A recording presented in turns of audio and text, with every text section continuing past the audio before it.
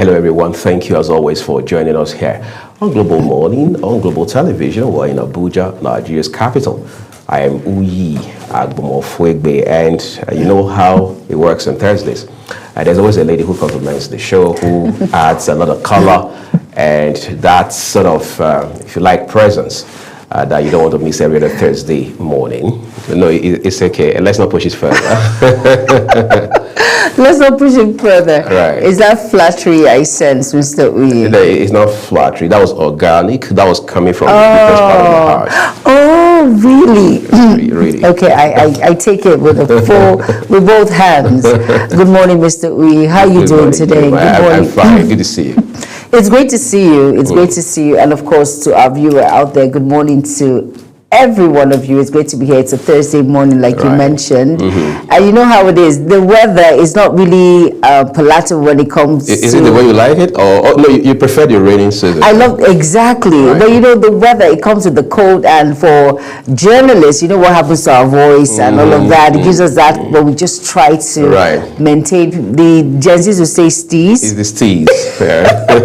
Maintain steez. But it's great to be here. It's a beautiful Thursday morning. And it's just fantastic being on the show. It is. And somebody mentioned this morning that the year is winding down. Yeah. And it still feels like yesterday when we were saying Happy New Year for 2025. Exactly. You see, that's how great God is. You just wonder, with the snap of a finger, we're in December already. And we should be grateful. I always tell people, December is a month that it should be full with so much gratitude. Things might not work the way you've wanted. Of course, a lot of things are happening in Nigeria. People are saying, where are we going? Inflation here and there, high cost of food and all of that. But in all, let's be thankful that we are alive. And let's be thankful for the little things that we have, the basics that we have. Most people do not have that. So gratitude is key. It's very important. Well, they say gratitude is the way to altitude, whatever that means. But then again, what can we say? Yes, Juma is making sense in saying that whatever the situation may be, you have life. And my mom would say, when there is life, there is hope. Yes. So I think that's something we can latch on to. Let's take a quick break. We'll return shortly to unpack the show for you. Do stay with us.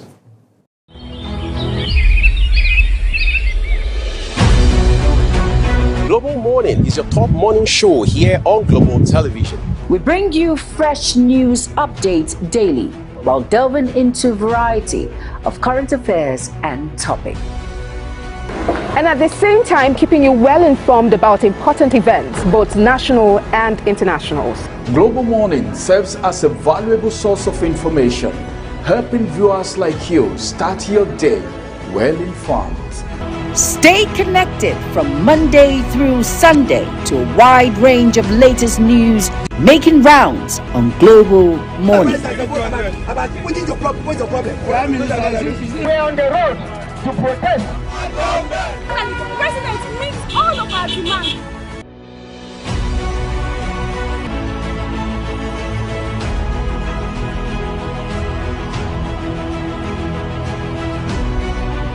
This is Global Morning.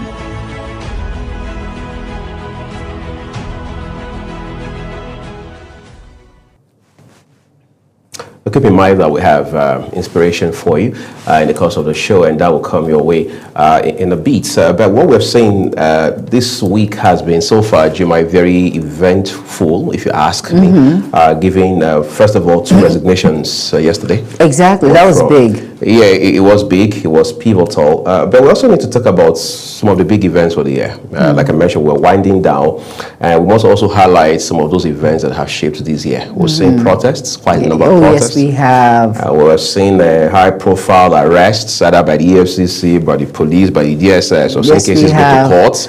Yes, we We're have. seeing challenges associated with insecurity. We're also seeing the president now giving assurances and reassurances. Yesterday, he met with leaders from the South, or if you like, the Niger Delta. And again, President Bola Tinubu told them that insecurity will soon be a thing of the past. And now that we are in the Ember month proper, I think there's no better time to have that conversation and again remind the president that we must match words with action, because whether we like it or not, we've heard cases of intel by law enforcement about some criminal elements wanting to strike here or strike there and things like that. We'll send the police or send the DSS or send the military high command, also say that we are ready for them and things like that. But we also need to remember that this is a time where people cluster a lot, whether in churches or in social gatherings. Oh, yes. So we must be sure that, one, we also take responsibility for how we gather,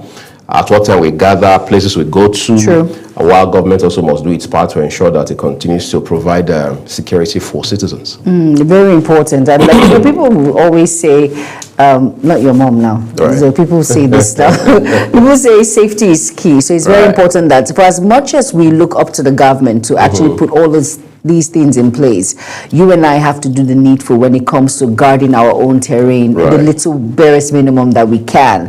Like you said, know the places that you go to, know how you gather and all of that. It's very important that we take precautionary measures. These things, insecurity is on the rise now. Of course, you heard our correspondent in Benue State, Felicity Ndere, who spoke about the rising cause of insecurity, NLC strike, and that's the main cause of the strike because of the insecurity in various states.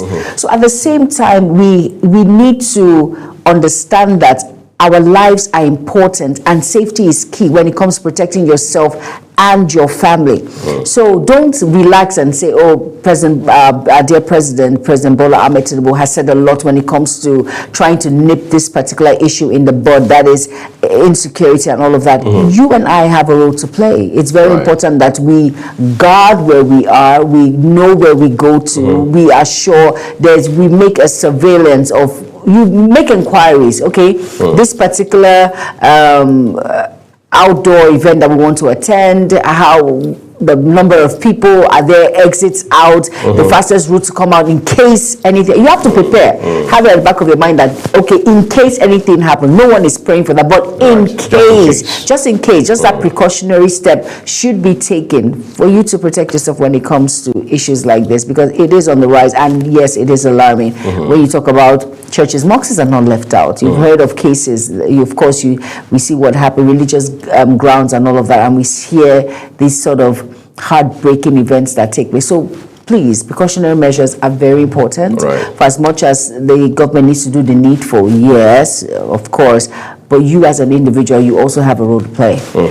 Of course, we'll have a role to play, no doubt about that. And then that brings us to the issue of the choices this period. I saw one very crazy accident yesterday. I think it just happened before I go to that point. It was a heavy-duty truck.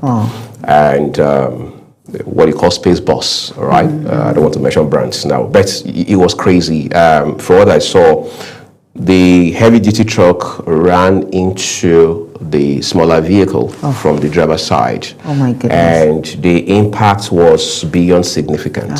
All right, that was last night. This morning, it was tricycle, the one we popularly call keke. All right, and a vehicle again. That too didn't look good. You could tell it had just happened shortly before we got to that point. And I hate to say that there's a pretty good chance such scenarios will play out because of how people behave. Of course. And you're wondering, like somebody would say, why the rush now?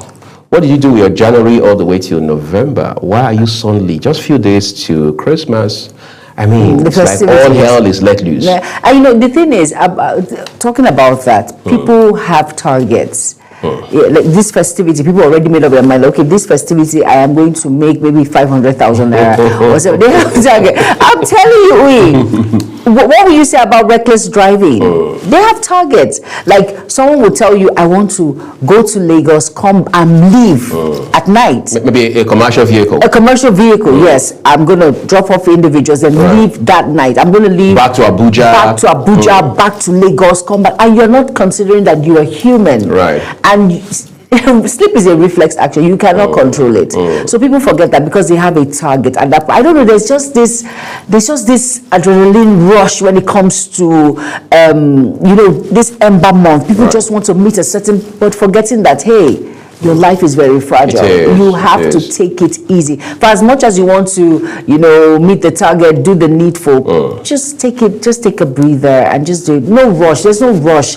There's no competition anywhere. You're the one that just wants to put yourself in that burden and that space. But it's just unfortunate that people do a lot when it comes to meeting targets. They drink and drive to stay awake, to stay high. People say cola nut. I know my northern brothers will say, Juma, if you go there with cola nut. But the truth is, they say it has a little nicotine in there. And so people take that to stay awake. But at the same time, forgetting that headaches are involved. Health guide has opened my eyes to a lot of health things. So can I qualify myself as a little doctor now? No, well, you need to speak with the NMA and the Medical and Dental Council. But the truth is, we need a specific amount of sleep. We're humans. They say 6 to 8 hours. It's very important that we observe that. But because we're in a rush, we have targets. We need to make that money, and that is why we put ourselves at this risk in order to make the money. But hey, God forbid, if anything happens, the people that are alive will help you spend the money very well. And they move on. And of course. Will they wait for you? Seriously. But at the same time, we need to, a lot needs to be done when we have to prioritize other valuable things than what you see around. They say vanity, money, vanity. But at the same time, it's very important that we put all of these things in place when it comes to a lot of drivers at this period. They drink and drive. They want to meet targets. Some targets are impossible to meet, like to and fro, Kanu, Jos, these commercial drivers and all of that. And they say even airlines too. They try to beat targets. They try to. You'll be surprised. The holiday rush, like 7 times. You fly 7 times, and I know. I have childhood friends who are pilots, and they tell you sometimes they're dizzy, but yet they just have to brace themselves. Your head is almost practically spinning. It's spinning. Are you kidding me? That high the altitude. Exactly. So we have to put some of these things into place so that we can nip in the bud when it comes to accidents, fatalities, and all of these things. It's very important that people understand that. But hope we understand that. But many people will not understand that when it comes to the Hausa man will say when it comes to Kudi. Kudi, nobody understands the money factor, right? Money factor. Yeah, exactly. All right. In a nutshell, the point is let's be responsible for the choices we make, and more importantly, we have to stay alive to be able to continually pursue our ambition. All right. So I'm sure Ramsey Enoch Agbo has more to talk to us about in this regard, and here is inspiration for you.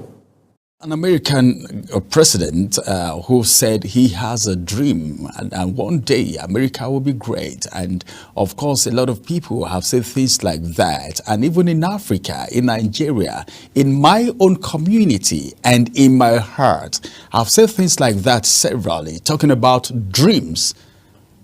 What is your dream? Do you have a dream? Welcome to another time again for us to get ourselves inspired and, of course, put ourselves on the path of success. If there is anything any man on earth craves for, it is success. My name is Ramsey Enoch Agbo. Do you have a dream? That's the question for today. Do you have a dream? What is a dream? All our dreams can come true if we have the courage to pursue them. Then, what is a dream? Your expectation, your vision, your purpose, the things you want to achieve in life. These are dreams. The things that you can see with the eyes of the heart, but the physical eyes cannot see them yet. Just like, well, let me go to the Bible a little bit where the scripture says as far as your eyes can see, that was God speaking to Abraham. I'll give unto you when he was instructed to leave his father's house. Now let's come to Walt Disney's quote. What Disney's quote says, all our dreams can come true if we have the courage to pursue them. How many people have abandoned their dreams today? A lot of people are no longer pursuing their dreams today anymore. And the reason why they have abandoned their dreams is either because they feel, well, they don't have the finances. Some persons will tell you, well, I don't have what it takes. This kind of dream cannot be achieved with the kind of economy that we have. Well, this kind of dream is not for people in Africa. This kind of dream is not for people in Europe. This kind of dream is not for people in Asia. A lot of people have abandoned their dreams today because they feel it is not achievable, because they don't have courage to pursue them anymore. There is one thing about dream. Dreams are meant to be pursued. If you don't pursue your dream, don't even think about achieving your dreams. Why must you abandon your dream? You remember what you used to tell yourself when you were in secondary school. This is what I want to become. Some people even acted it. I know of a medical doctor who had admission, wrote JAMB a number of times, and he didn't make the score. He said he must study medicine.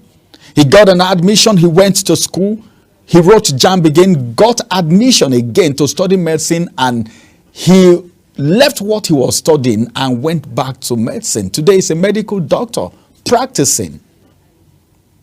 This is someone that I know. This is being rugged with your dream. You follow your dreams ruggedly. You want to pursue it because you know that this is what you want to achieve. Any dream that is not pursued has no right to be fulfilled. That's it. Any dream that you don't have the courage to pursue does not have the right to come to existence, to be successful.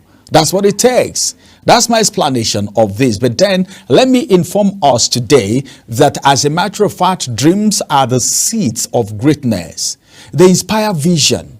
They inspire innovation and purpose. But dreams without action are only wishes. Wishes are not horses.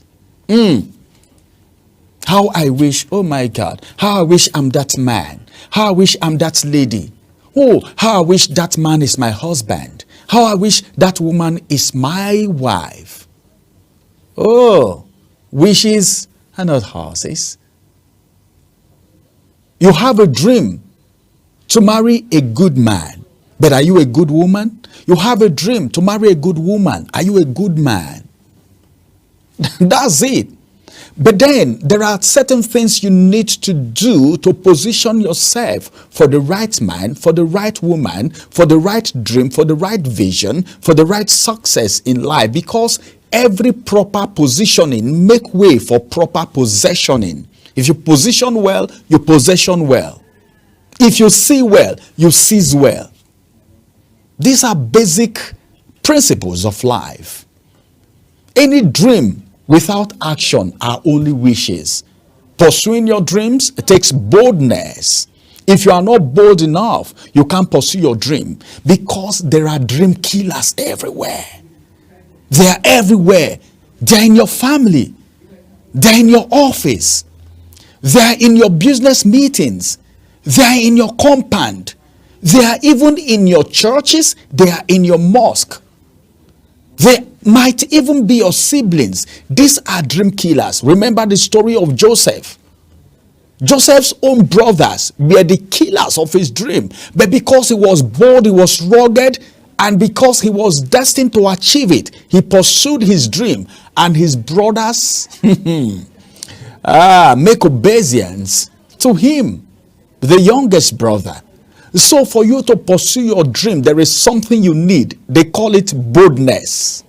Especially when others doubt you. You may not look your dream from the beginning.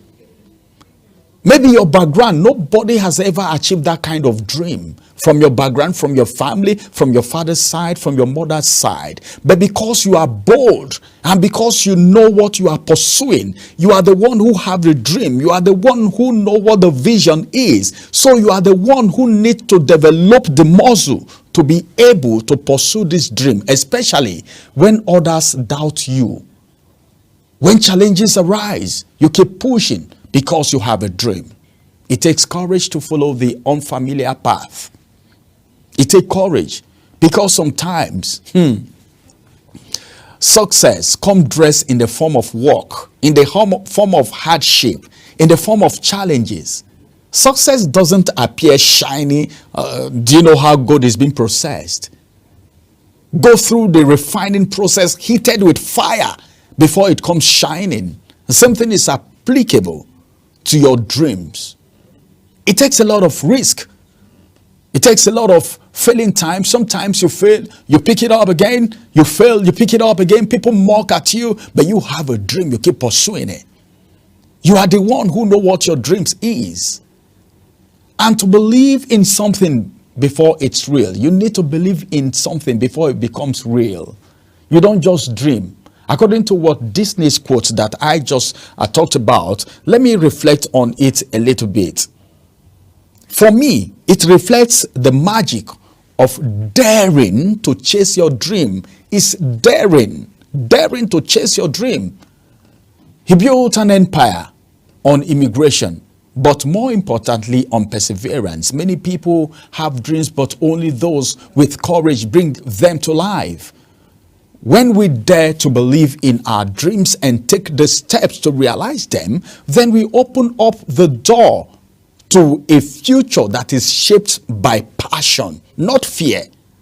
Any future that you see anyone walk into today is a future that is shaped by passion. It is your passion, it is your dream. You follow it ruggedly, irrespective of what people are saying. Some people may even condemn you. This kind of thing is not for people like you. Why are you wasting your time? These are dream killers. They are everywhere. Some will not even talk to you. Some will just look at you and just sigh, just hiss at you. Some will come to tell you. Some can't even hold it anymore. The talkatives, they can just come to you and tell you, well, you can't do it anymore. Just forget about it. Just forget about that dream. Just forget about your passion. But keep pushing, keep moving, because you know what your target is. Don't allow any man kill your dream. Not even your brothers, like the brothers of Joseph wanted to kill his dream. Keep pursuing that your dream. One day, you will share the testimony with me. And we will rejoice together. I believe in success. I want everyone to be successful. How do you feel if everyone on earth is successful? Everyone is doing well. No one will need to bother any other person. Everyone is living their life correctly and successful, fulfilling dreams and visions. Don't you think the world will be a better place for just only you to be successful? Some people don't want others to be successful. They just want them and their family members alone to be successful. That is demonic. That is devilish, man. So we need to pursue our dreams irrespective of how difficult and challenging it is. This is going to be the size of the success tip for today. But I see a very successful man, successful woman, boy, girl, listening to me, watching me right now. I wish you all the best. We'll meet at the other side, which is called the city of success. My name is Ramsey Enoch.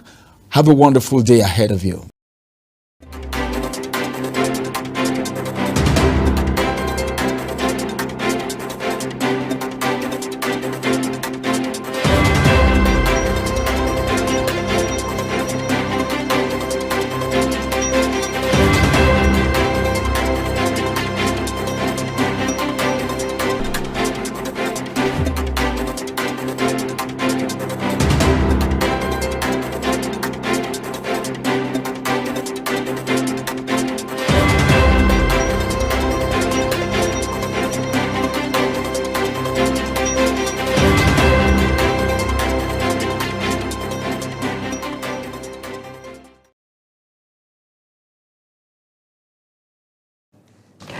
All right, you're welcome back. And if you're just tuning in, this is Global Morning. And yes, this is the newspaper review segment. And we're going to start with the first paper of the day. It's the First Daily. And beside the nameplate of the First Daily says, reps move to reshape elections, adopt electronic voting for constitution changes.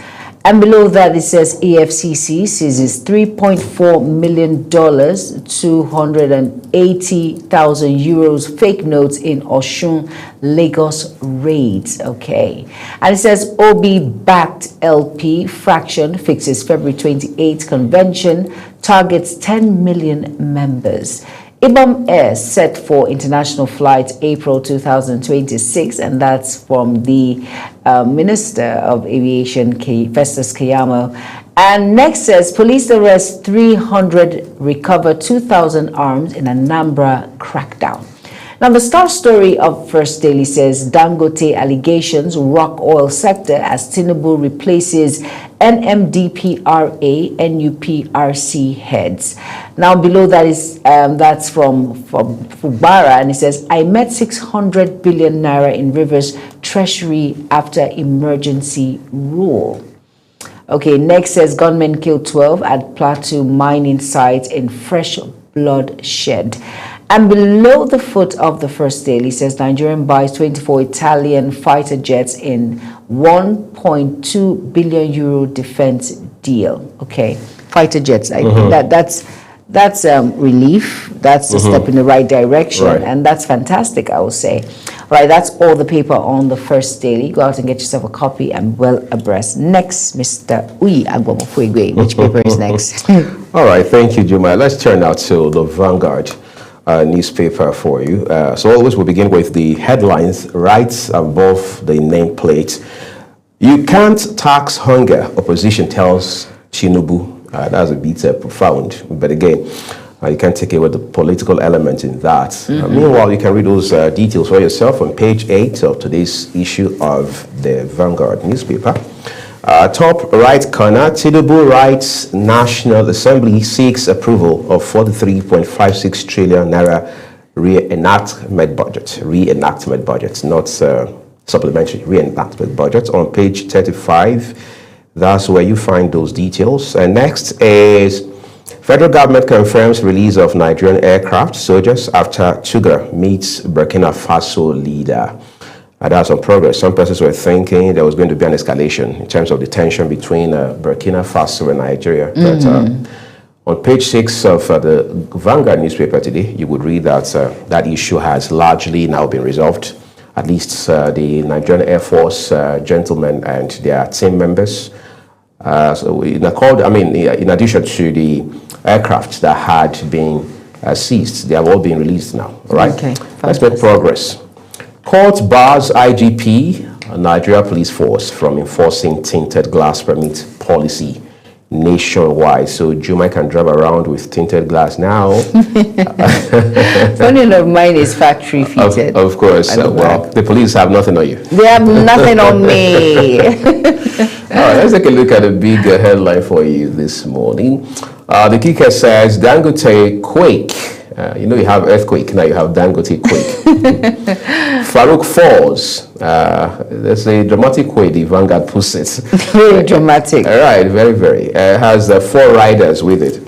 Kamola Affair also quits job at NUPRC, that's the Nigerian Upstream Petroleum Regulatory Commission. Benga Kamola Affair. Tinubu nominates successors, seeks Senate's approval. You can tell that things are moving at the speed of light right now. Yes, they are.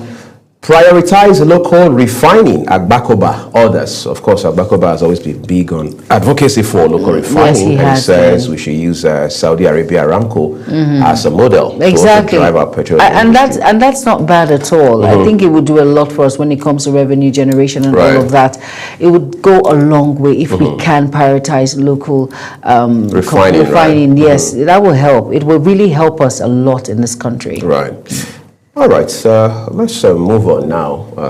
So take a look at 2 more headlines from the Vanguard this morning. It says, arrest, prosecute those funding insecurity. Is a call coming from the Labour. Details are with you on page 29. Why NDIC revoked house sale contract with Senator Bunza, says MD. Find those details on page 8 this morning. So be sure to read up details of these headlines from the Vanguard newspaper this morning. We'll flip it over now to The Nation, and Juma has those headlines for us. All right, now over to The Nation newspaper. Above the nameplate, it reads, Labour stages protest over kidnapping banditry. And that read you will find on page 4. Rumpus in House of Reps over Electoral Act amendment. And that you will find on page 4 also, to read that up and wonder what that is all about. Now on page 25, it says here, court bars police from enforcing tinted permit policy. All right, and that is on page 25. And on page 4 on The Nation, it says EFCC searches ex-AGF Malamis, Abuja, Kebbi homes, and of course offices. Now, below the nameplate here, it reads, it says here, federal government builds stronger economic fundamentals despite revenue shortfalls. And that is on page 26. And on page 2 of The Nation says, UBA, Lagos partner in $100 million vehicle financing program. And that is on page 2, like I earlier mentioned. And the star story of The Nation newspaper, and that story continued on page 2. It says here, 2024-2025 budget, Tinubu seeks nod to spend 443.56 trillion naira. And the writer reads, lawmakers okay presentation of 2026 appropriation bill tomorrow.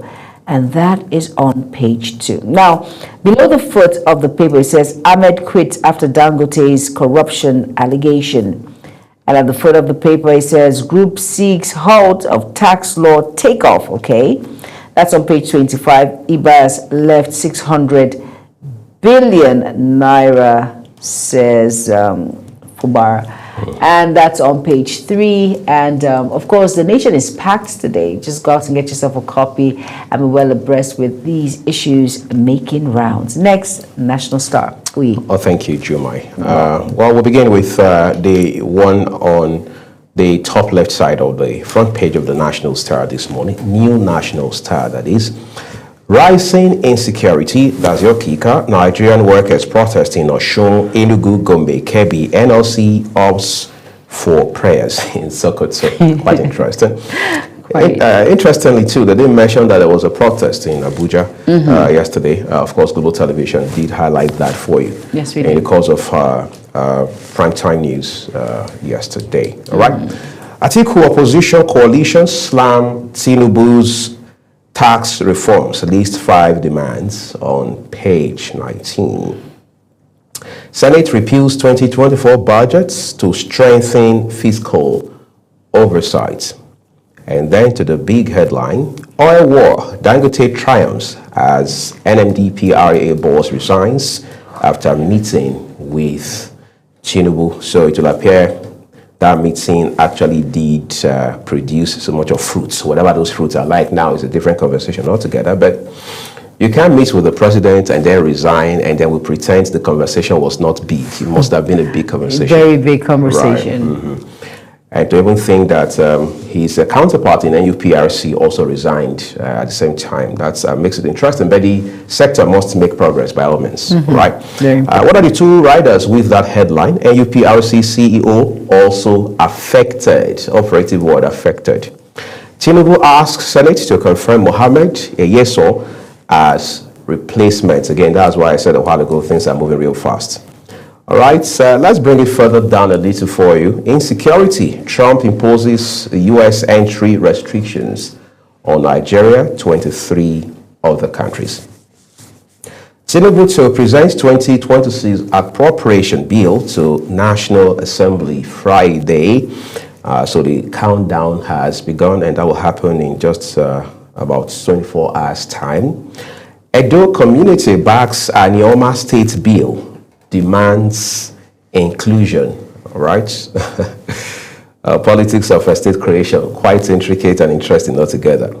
Onitsha Market hands over 265 million naira fake drugs to NAFDAC. It looks like a voluntary handover. It didn't say NAFDAC raided. It says the hand over. They're having a conscience now, because of course you know what the detriment of what fake drugs can do to societies that killed a number of people. That was why I can refer back to Dora Queenly. She Blessed said memory. of blessed memory, her mother died of, was prescribed fake drugs. That's why she was all out. Right. She was very passionate And about she it. practically put her life in it. She put her life there, and it's just unfortunate that people actually, this is a source of business for individuals to actually make wealth at the detriment of people dying or one abnormality or abnormality Yes. in their bodies and all of Cerebral that. deformations It's and just all that. unfortunate. People actually make a lot of billions of naira from this, but thank God people are now having a conscience, understanding that this is wrong. Life is very important. It doesn't matter Right. how big or how small.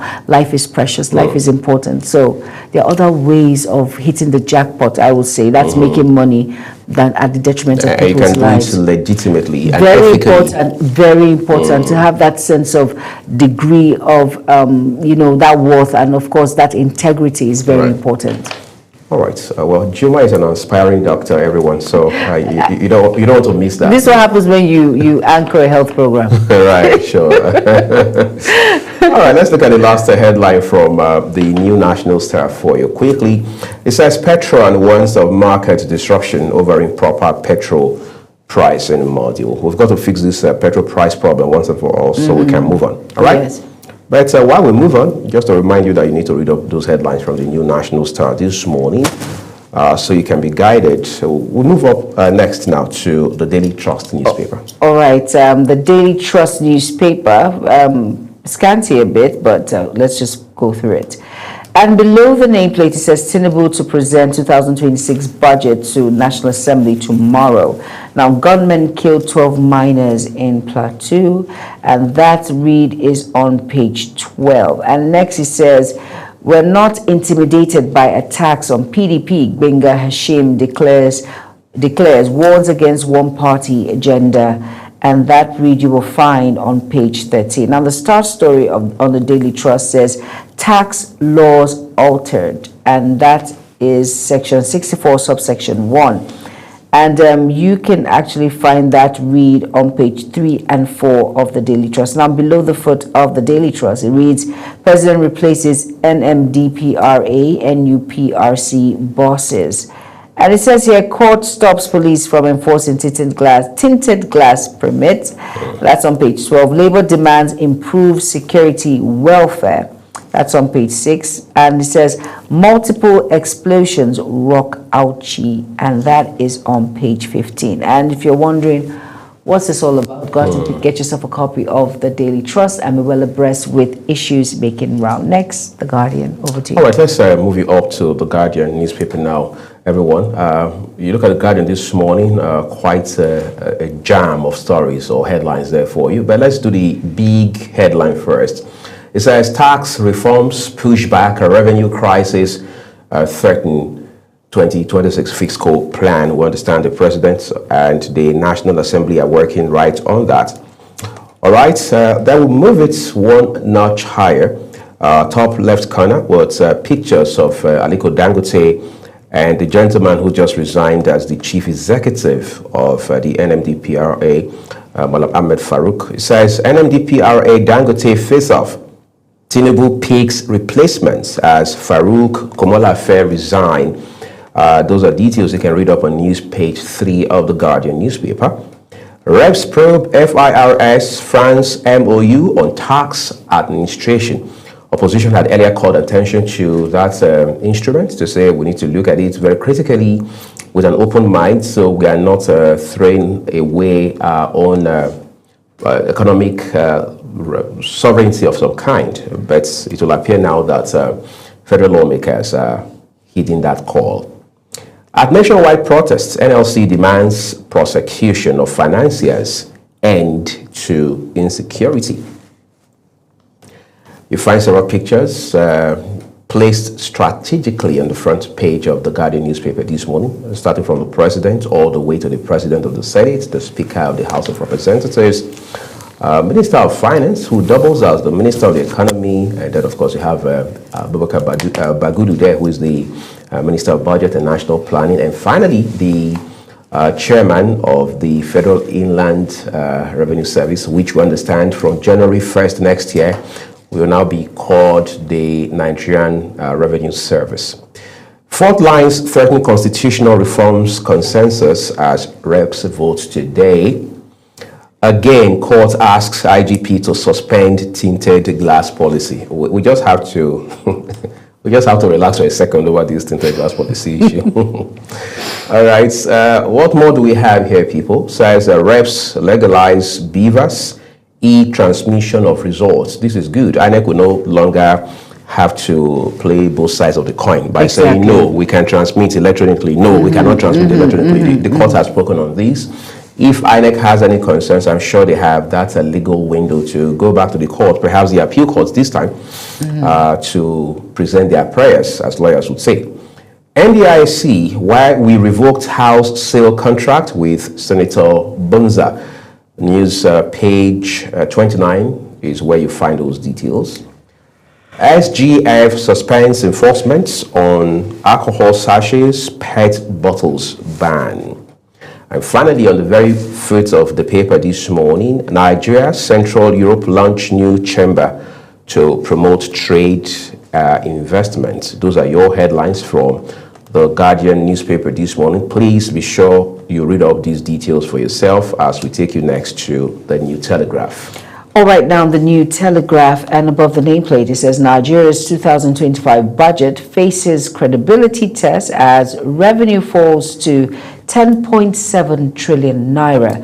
And that read you will find on page 3. And it says FG to disperse 50 million dollar Women Exporters Fund in Q1 26, and that's on page 25. And of course, the story here below that, it says insecurity, NLC stages protests in Lagos, Abuja, Enugu, others, and that you will find on page 2, 27, and page 28. And the writer says gunmen killed 12 miners in Plateau State. Security around Lagos parts, and it says can laid against Dirty Christmas movie title demands apology from producers, promoters, wants it's not clear. Of course, you find that read on page 31. I think it's maybe a produced movie that contradicts the beliefs of religion or something. Right. But of course, you have to go get yourself a copy and be well abreast with that. Shed your words, embrace peace. PDP, BOT tells warring fractions. And the kicker says Labour Party launches 2026 10 million membership drive, and that's from page, you get that read on page 4 and 6. And it says Rivers Treasury, we left over 300 billion naira, met 600 billion naira after emergency rule, and that's from Fubara. You get that read on page 5. And the Star Story reads pipeline vandalism. It says load shedding hits Nigeria as NISO blames drop in gas supply. And you will find that read on page 2, 7, and 31. Now, below the foot of the New Telegraph, it reads, lawmakers claim tax laws altered, warn of constitutional breach.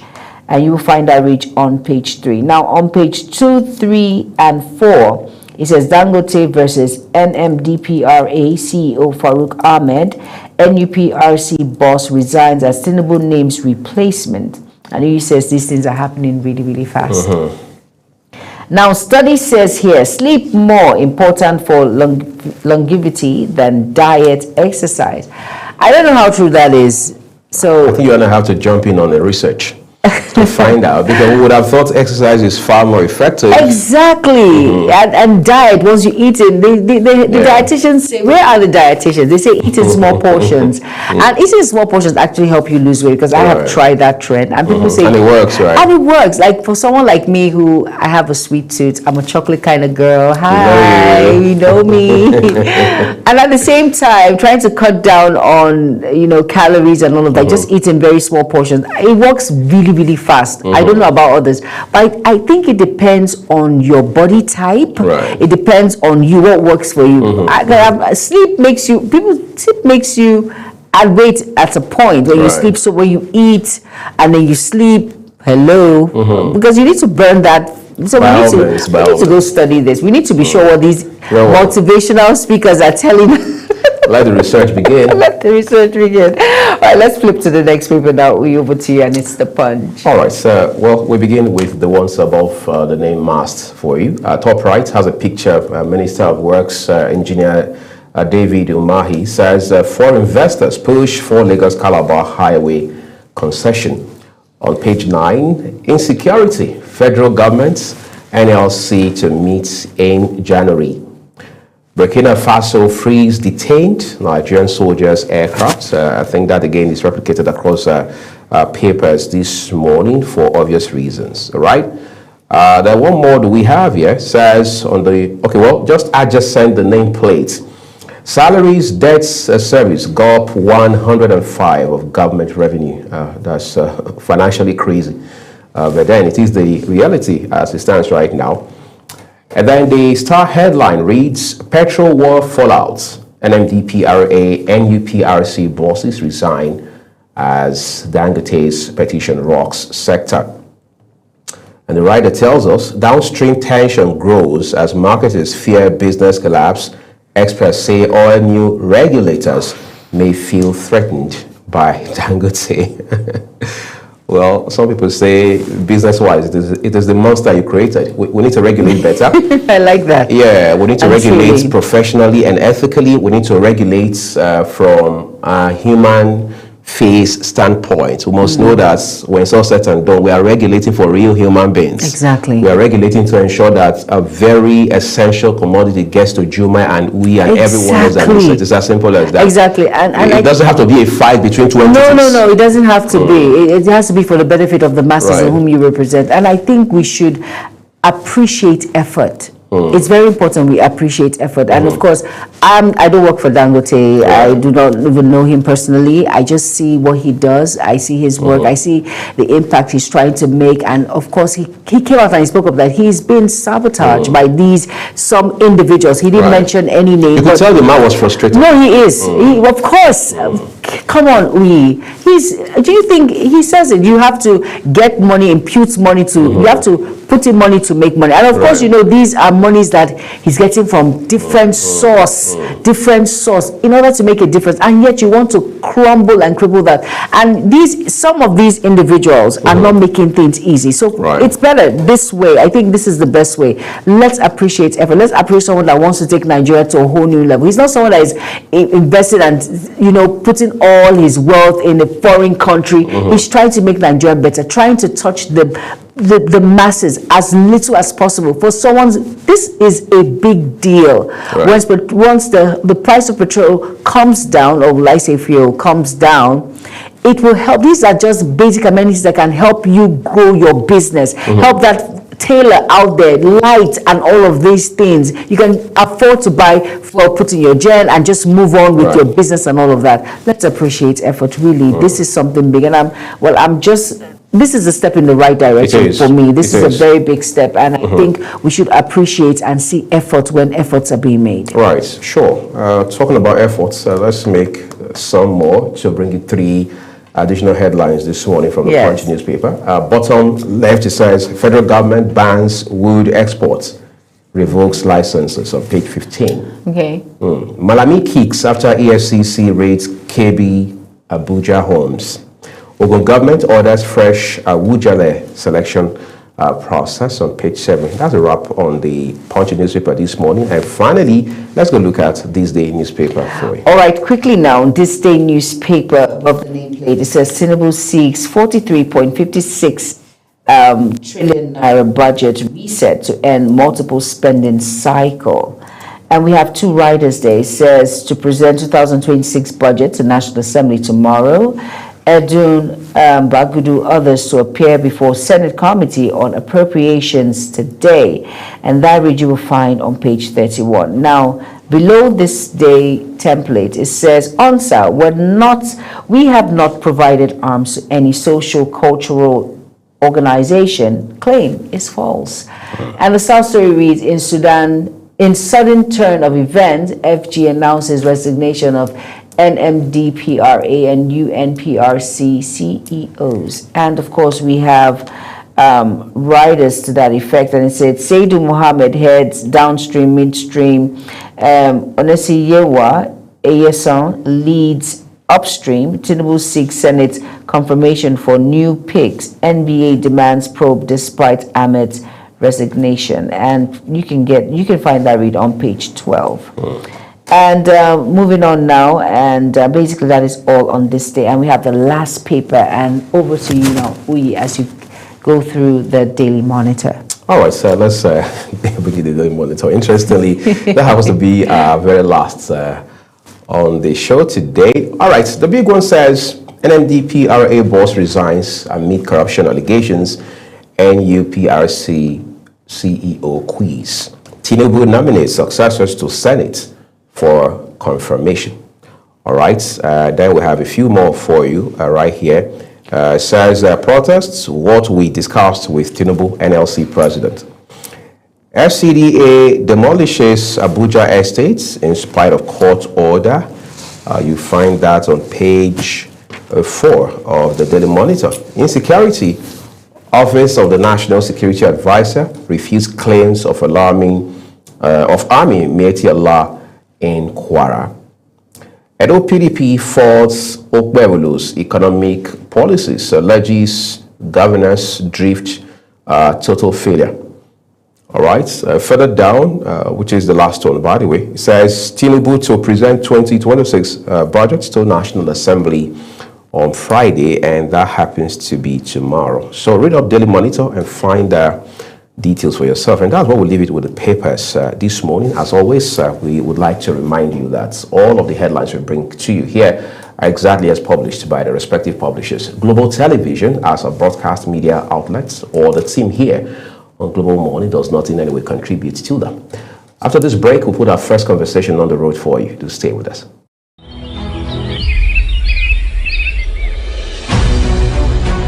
Global Morning is your top morning show here on Global Television. We bring you fresh news updates daily while delving into a variety of current affairs and topics. And at the same time, keeping you well informed about important events, both national and international. Global Morning serves as a valuable source of information, helping viewers like you start your day well informed. Stay connected from Monday through Sunday to a wide range of latest news making rounds on Global Morning. We're on the road to protest. The president meets all of our demands.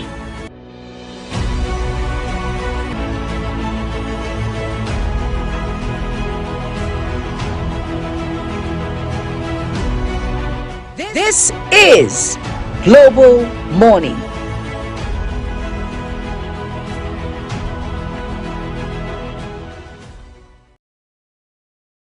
A very good evening and welcome to another exciting edition of Big Talk. Tonight on the program, As always, it's a pleasure to have you join us here on Global Morning. I am Uyi Alpo. You know how we do it on Social Post Extra, bringing you all the... On the desk this evening, we have very topical issues to discuss, and of course, Welcome to your parliamentary program, The Parliament. Peaceful and joyful home doesn't happen by chance.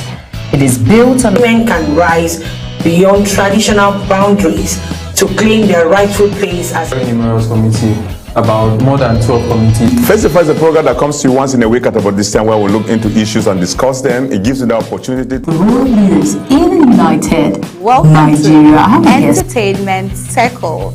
And trust me, today you're about to get entertained. Hello everyone and welcome to the program Talk Sports here on Global Television. Talk Zone is that platform where we bring young and talented artists.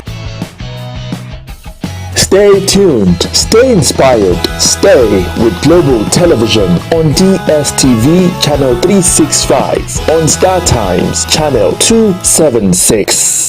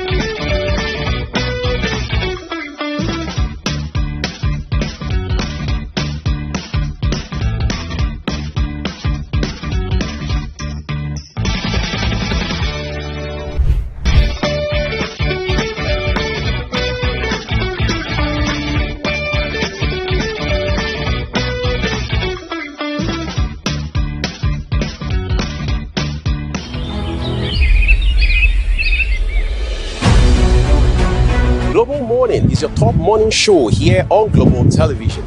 We bring you fresh news updates daily while delving into a variety of current affairs and topics.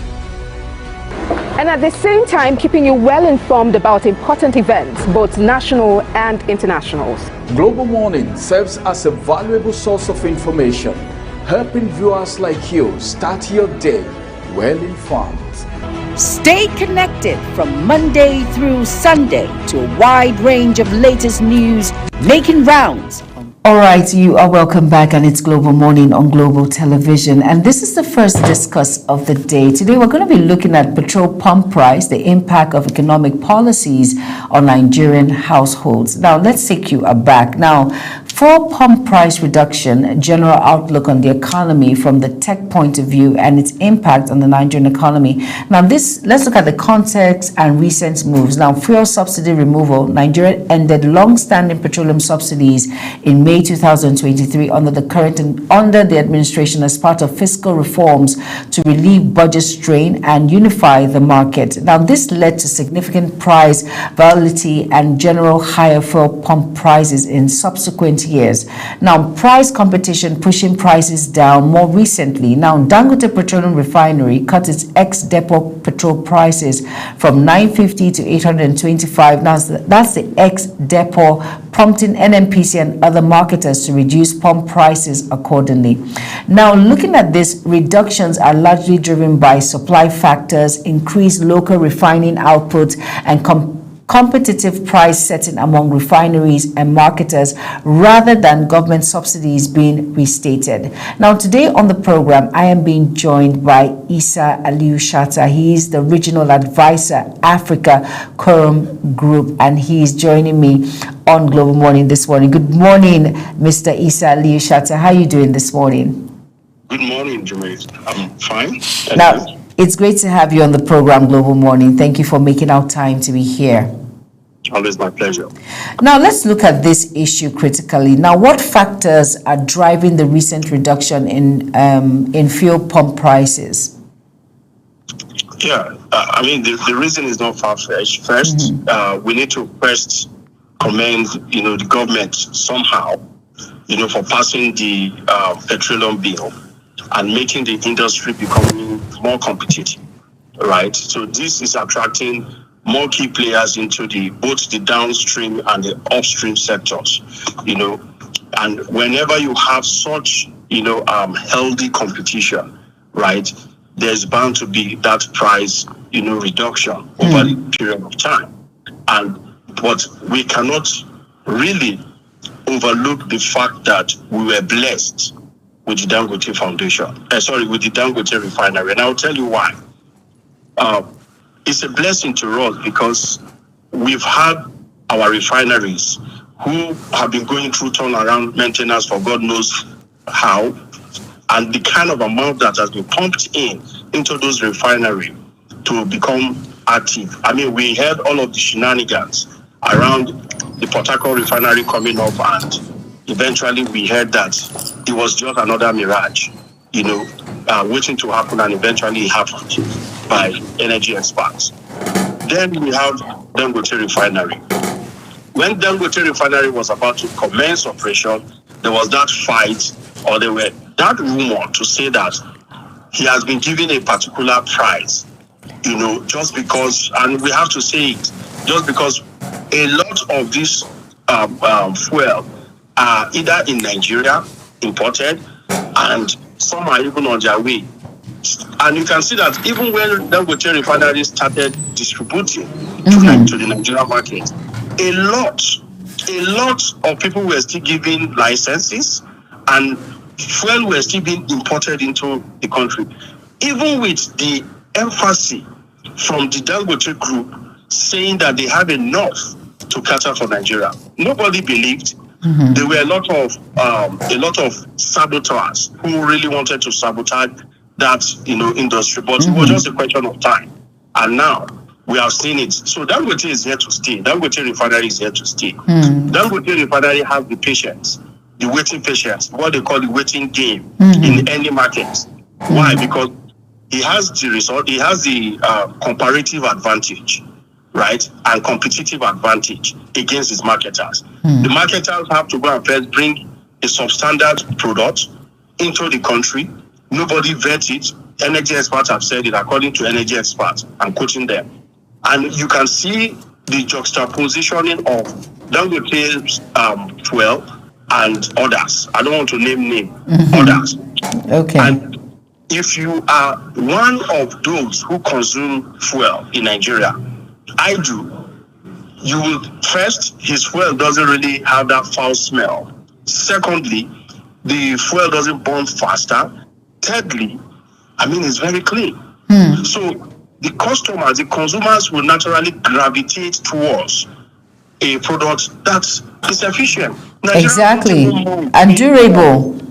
Right? They don't even mind paying more, right, to for anything that has quality. Quality assurance. And I don't know what standard organization have been doing anyways. We also have the regulatory part. So yes, these are the factors that have actually been, making us having this competitive edge. And Dangote had to go, straight. How will I put it? They call it marketing warfare.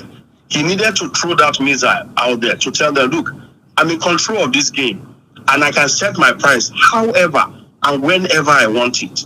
And he did it. You can see that no single competitor has been able to react because they can't match that price, right? But we have advantages and disadvantages. And I'll tell you why.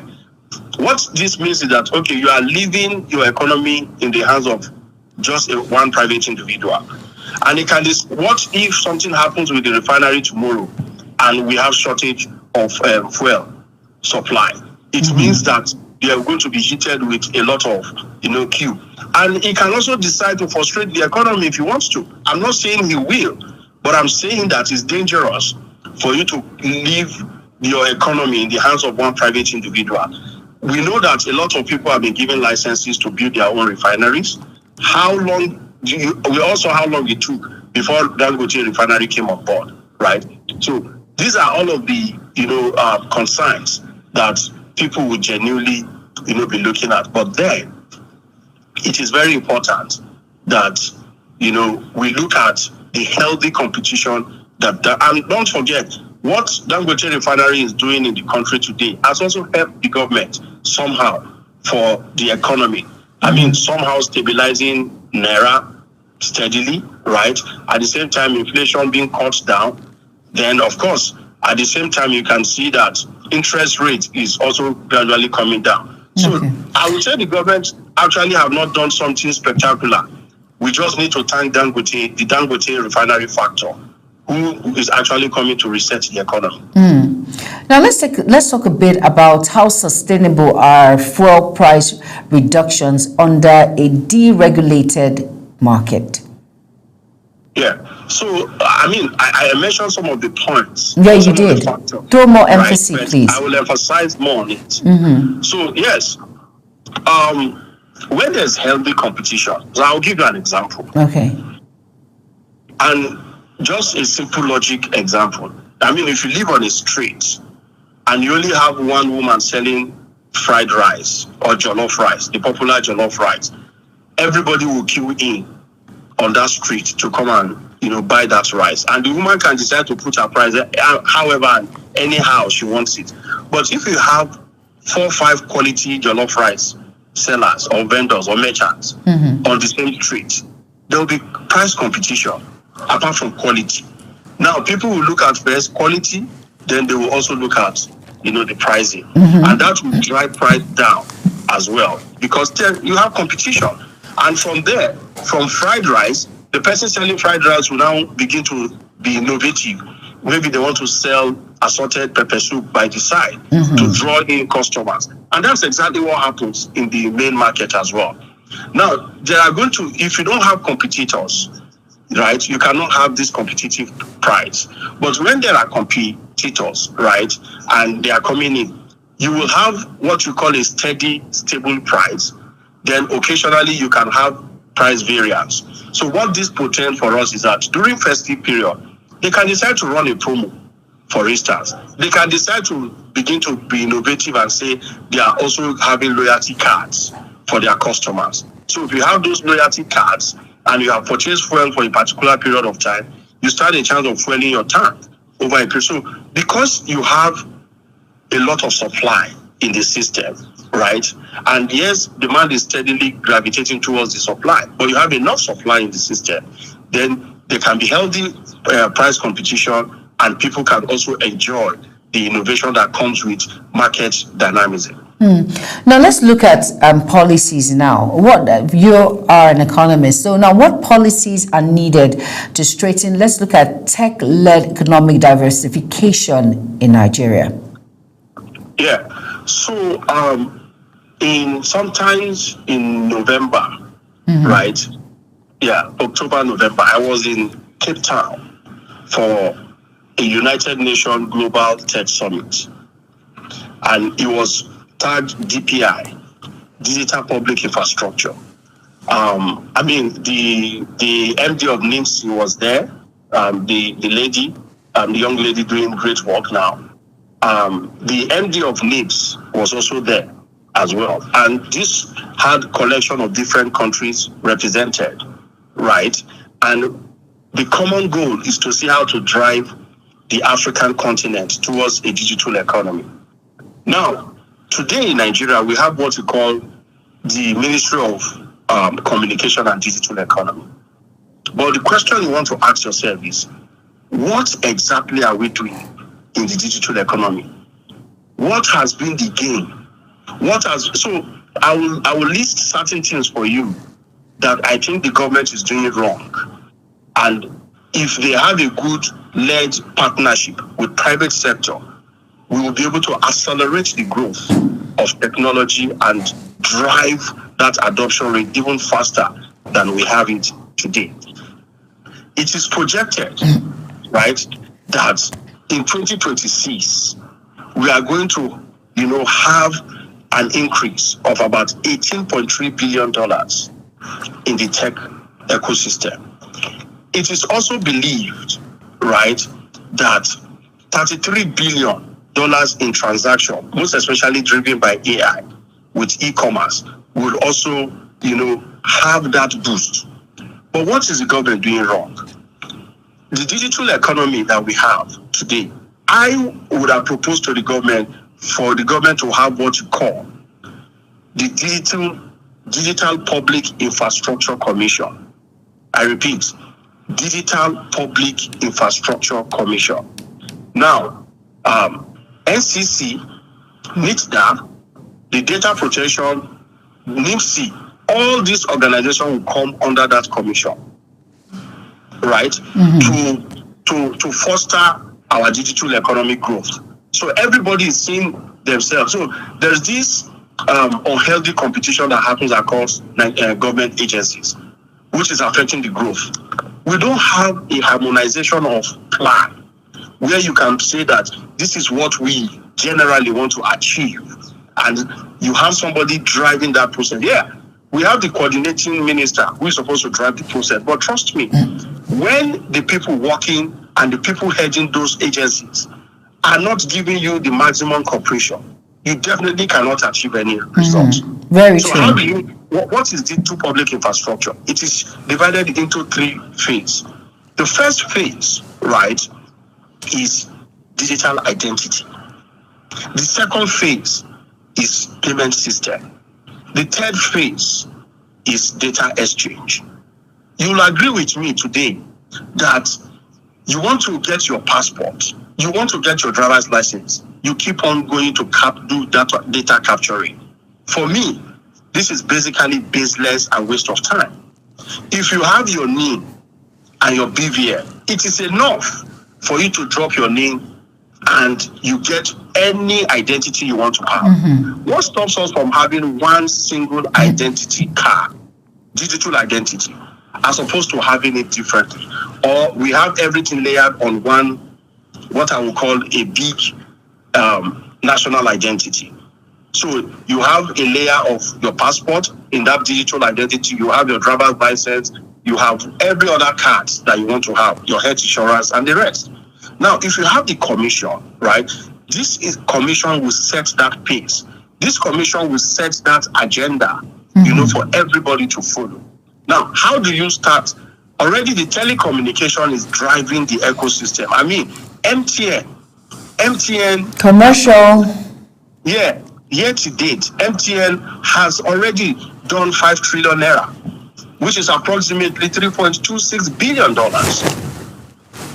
I mean, compared to last year, smartphone penetration industry alone in Nigeria rose to about $10.5 billion. That tells you that this is the key sector that is going to drive that or accelerate that growth. Okay. Right?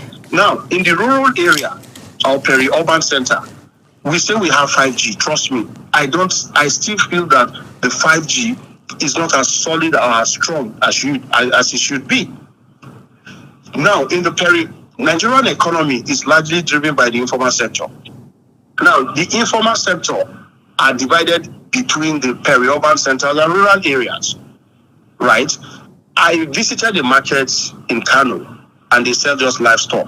A local market, trust me, on a daily basis, this market processes close to about 100 to 200 million naira on a daily basis. A local market. All right, let's shift gear a bit. Now, of course, we know issues in this oil sector that is making rounds, petroleum sector that is making rounds. That's a resignation. Now, what are the implications of the resignations by the chief executives of the Nigerian Midstream and Downstream Petroleum Regulatory Authority and, of course, Nigerian Upstream Petroleum Regulatory Commission? Yes, so I will respond to that question in twofold. Okay. There is the small negative part and there is the high positive part. Now, the negative part is that whether it's true or not, I know that it's still being under investigation. The point is, we've heard about the mysterious corruption activity that happened in the oil sector. This is just one among many, right? Now, the negative impact is that it further shows and demonstrates the lackadaisical attitude of people who are in public arena and are been saddled with the responsibility to hold public trust. And you can see why Nigerians are always reacting and protesting. I can't be contributing to the economy, and just one single individual is siphoning those money or collecting kickbacks and using it as a form of aggrandizement to benefit his own family. Now, the positive aspect of it is that whether they resigned, whether they were sacked, a lot of people want to give the government credit to say that there is now zero tolerance for corruption. You are being under investigation, you are not supposed to sit on that particular portfolio. So the natural thing for you to do is to resign. And yes, that has happened, and the government has announced the immediate appointment of, or nominated rather, people to actually take over. So I don't feel there will be any lacuna in the process. Definitely, anybody who is coming in now knows that it's no longer business as usual. Exactly. Right? Anybody who you think that you are there and you are carrying out your activities secretly. But trust me, Nigerians are far, far more advanced and intelligent in technology. Anything you are doing globally, trust me, as long as you are not genuine, it's going to be revealed one day. And that's exactly, it's a beach. Excuse my English. Okay. So that's exactly what is currently happening right now.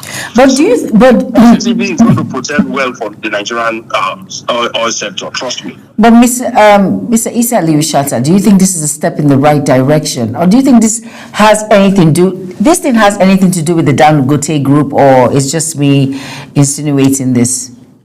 So, you see, it was laughable some months back when you see a regulator, and when you see a regulator that is outrightly defending other people against a particular player.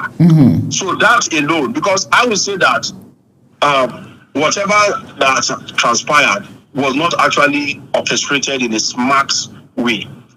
Even if you have some sentiment for certain people, you don't show it, you don't demonstrate it. I mean, coming outrightly, put yourself in the Dangote refinery, Dangote group shoes. I mean, you've spent billions of dollars to invest in your own country. Exactly. You didn't take it to Benin Republic. You didn't take it to Niger. You didn't take it to any other country. You brought it to Nigeria.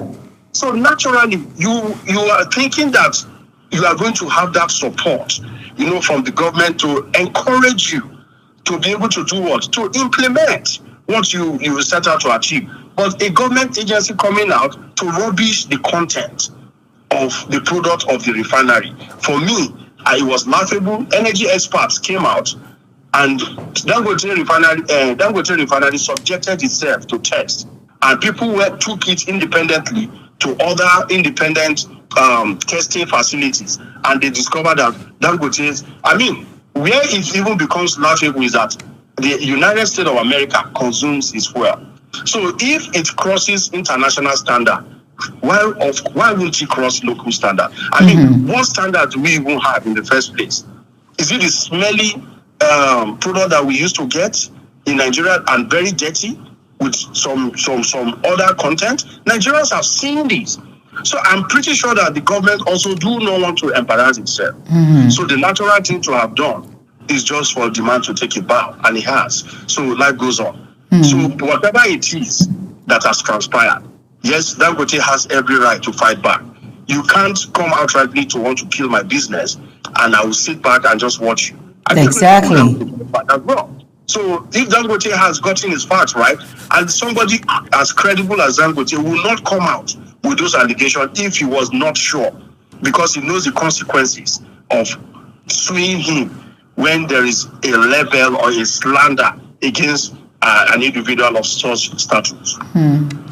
Well, this is where we're going to draw the curtains. Thank you so much, Isa Aliyu Shatta. He is the regional advisor, Africa.Quorum Group. Thank you for being a part of Global Morning. And of course, your will of knowledge is well appreciated. Thank you so much. Thank you very much. Always a pleasure. All right, with all said and done, now fuel price reductions signal the early benefits of market competition and local refining, while technology continues to emerge as a critical growth engine for Nigeria. Now, together, stable energy supply and tech-driven innovation offer a pathway to a more diversified, resilient, and sustainable economy. Thank you all for being a part of the first segment of the Global Morning discussion. Up next is the second segment. Stay tuned.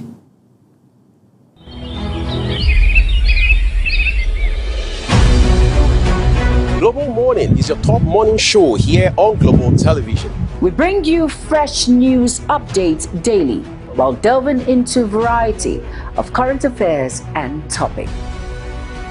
And at the same time, keeping you well informed about important events, nationals.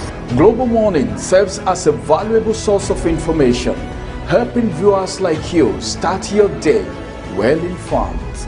Stay connected from Monday through Sunday to a wide range of latest news making rounds on Global Morning. We're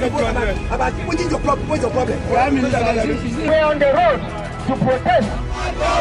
And the president meets all of our demands.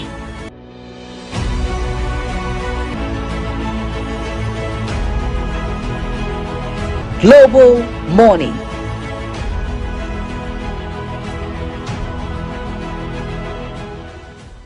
A very good evening and welcome to another exciting edition of Big Talk. Tonight on the program, As always, it's a pleasure to have you join us here on Global Morning. I am Uyi Alpo. You know how we do it on Teacher Post Extra, bringing you all the... On the desk this evening, we have very topical issues to discuss, and of course... Welcome to your parliamentary program, The Parliament. Peaceful and joyful home doesn't happen by chance.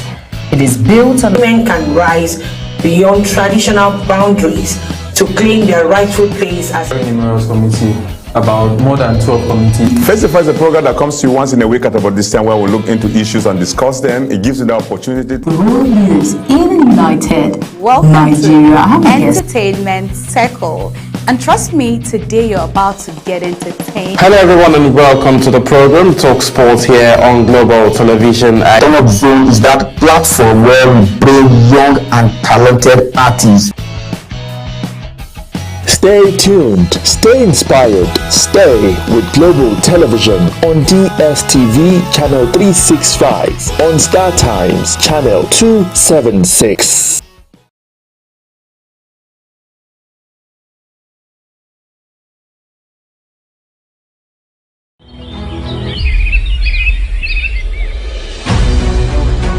Global Morning is your top morning show here on Global Television. We bring you fresh news updates daily while delving into a variety of current affairs and topics.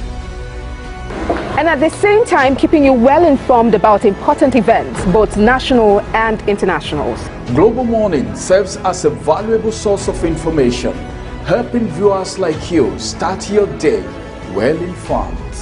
Stay connected from Monday through Sunday to a wide range of latest news making rounds on Global Morning. We're on the road to protest. And the president meets all of our demands.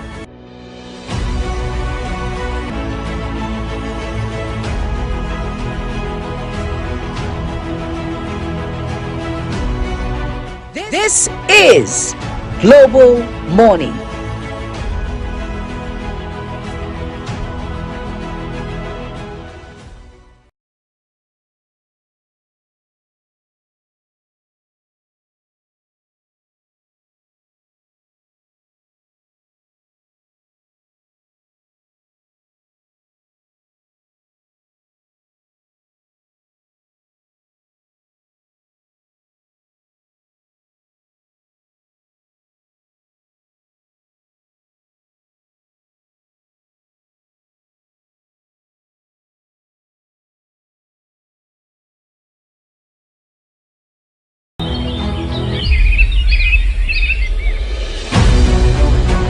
Global Morning is your top morning show here on Global Television.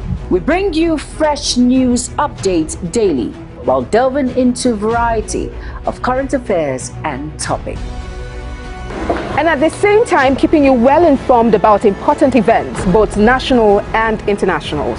Global Morning serves as a valuable source of information, helping viewers like you start your day well informed. Stay connected from Monday through Sunday to a wide range of latest news making rounds on Global Morning. We're on the road to protest. And the president meets all of our demands.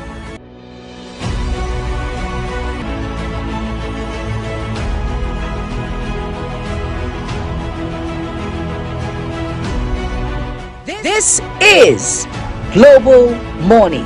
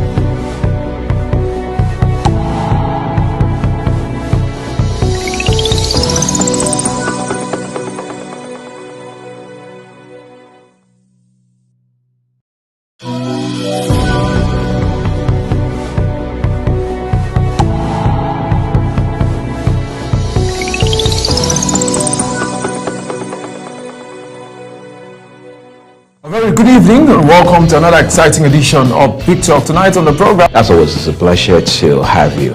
Join us here on Global Morning. I am Uyi Alpo. You know how we do it on Teacher Post Extra, bringing you all the... On the desk this evening, we have very topical issues to discuss. And of course... Welcome to your parliamentary program, The Parliament. Peaceful and joyful home doesn't happen by chance. It is built on... Women can rise beyond traditional boundaries to claim their rightful place as... Numerous committee, about more than 12 committees. Festival is a program that comes to you once in a week at about this time where we look into issues and discuss them. It gives you the opportunity to... World News in United Welcome Nigeria. to Entertainment Circle. And trust me, today you're about to get entertained. Hello everyone and welcome to the program Talk Sports here on Global Television. Donald Zone is that platform where we bring young and talented artists. Stay tuned, stay inspired, stay with Global Television on DSTV Channel 365, on Star Times Channel 276.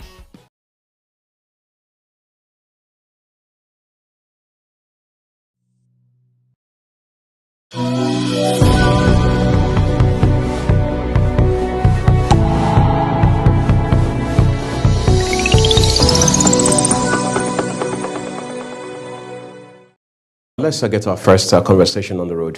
Second, I should say, this morning. It's quite a loaded Thursday, no doubt about that. All thanks to some of the big events coming out from yesterday, Wednesday, the 17th of December 2025. We understand following the allegations leveled against the now former chief executive of the Nigerian Midstream and Downstream Petroleum Regulatory Authority, Ahmed Farouk, that, well, the man has now resigned, even though some people say he was fired behind closed doors. Those are allegations or claims that we cannot immediately substantiate. But one thing is clear, he has resigned, and of course, the president has now nominated a replacement, which he has also asked the Senate to approve as quickly as possible. But what has also interested some people is the fact that the Chief Executive Officer of the Nigerian Upstream Petroleum Regulatory Commission, talking about Gbenga Komolafe, just yesterday also quit his position. So you're wondering, was that a matter of sheer coincidence, or is there a nexus between the roles of these two gentlemen? Plus, there's a bit of politics to talk about in the middle of it. I'm joined by a chieftain of the All Progressives Congress, who is also a stern supporter of President Bola Tinubu and his policy stance as far as the Renewed Hope agenda is concerned. Chief Chibuda Obawike is helping us find sense this morning regarding these developments. Chief, we're grateful for your time with us on Thank you very much. Let's begin from the allegations that we saw Dangote pushing. When you saw the line of conversation from Aliko Dangote, a man many persons have said is essentially very conservative about these issues. He wants to face his business and continue to drive investment across Africa and all of that. What was the first thing that crossed your mind? Because some people will say it was a matter of vendetta on the part of Aliko Dangote. If anybody is saying it's a matter of vendetta on the part of Aliko Dangote, the person is not doing justice to the subject matter under discourse. When one exposes corruption, vendetta is out of it. But for Aliko Dangote to come out, to state the facts as we have seen it, means he has his facts and figures. He has every detail about the allegation he has leveled against, Engineer Ahmed Farouk. So the facts are, I believe he has his facts, and he has gone a step further by petitioning ICPC and say that he is ready to come and volunteer more information, testify. So it means he has his facts and figures. So let us watch and see how far the matter will go. And I believe that this matter will go far to unearth the wrath in the oil and gas industry, especially in the downstream sector of the petroleum industry. A lot of sabotage has gone on there. We could recall that at a time, at one of my appearances here, I did say they claim that Nigeria consumes 60 million liters per day is fraudulent. It is, unsubstantiated. And these are the people that manufactured those figures. From 30 million liters during the last administration, they increased it to 35, 40, 50, and all of a sudden, 60 million liters. And I kept asking, which roads did the trucks carry the products on? Where did the trucks pass?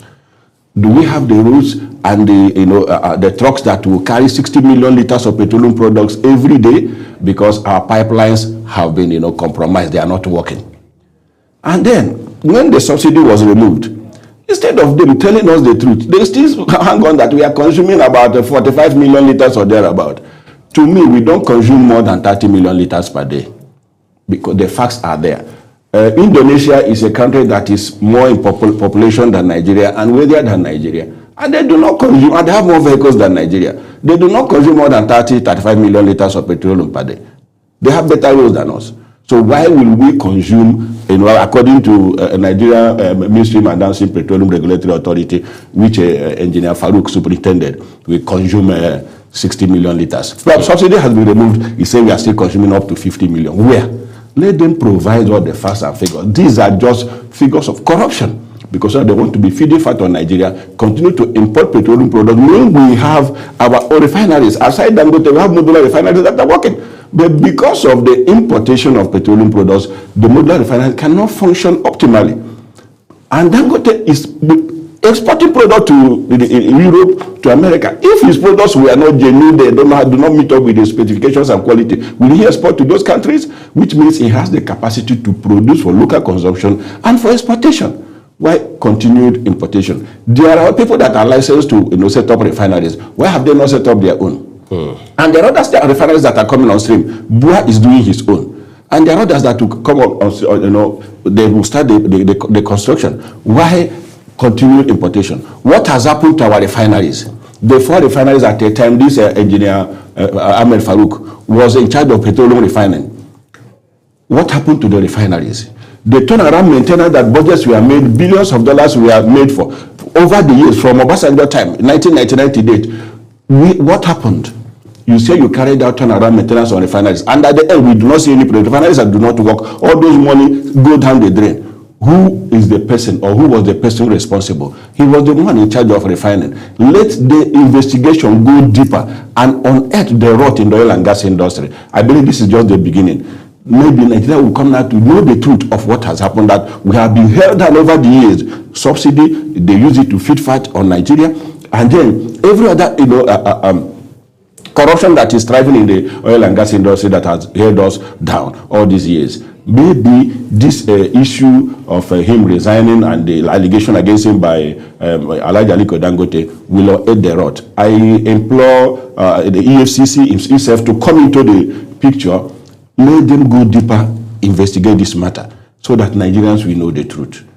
It's interesting. One of the things Dangote said when he had that press conference a few days ago was that he was not categorically calling for the sack or resignation of Engineer Farouk. However, he wanted him to turn himself into the Code of Conduct Bureau, the CCB, for example, to clear himself. And we understand that the petroleum industry is such that you have systems in place. For example, you have ministers, one for oil, the other for gas, who are supposed to, so to speak, supervise the heads of these agencies under the NNPCL and things like that.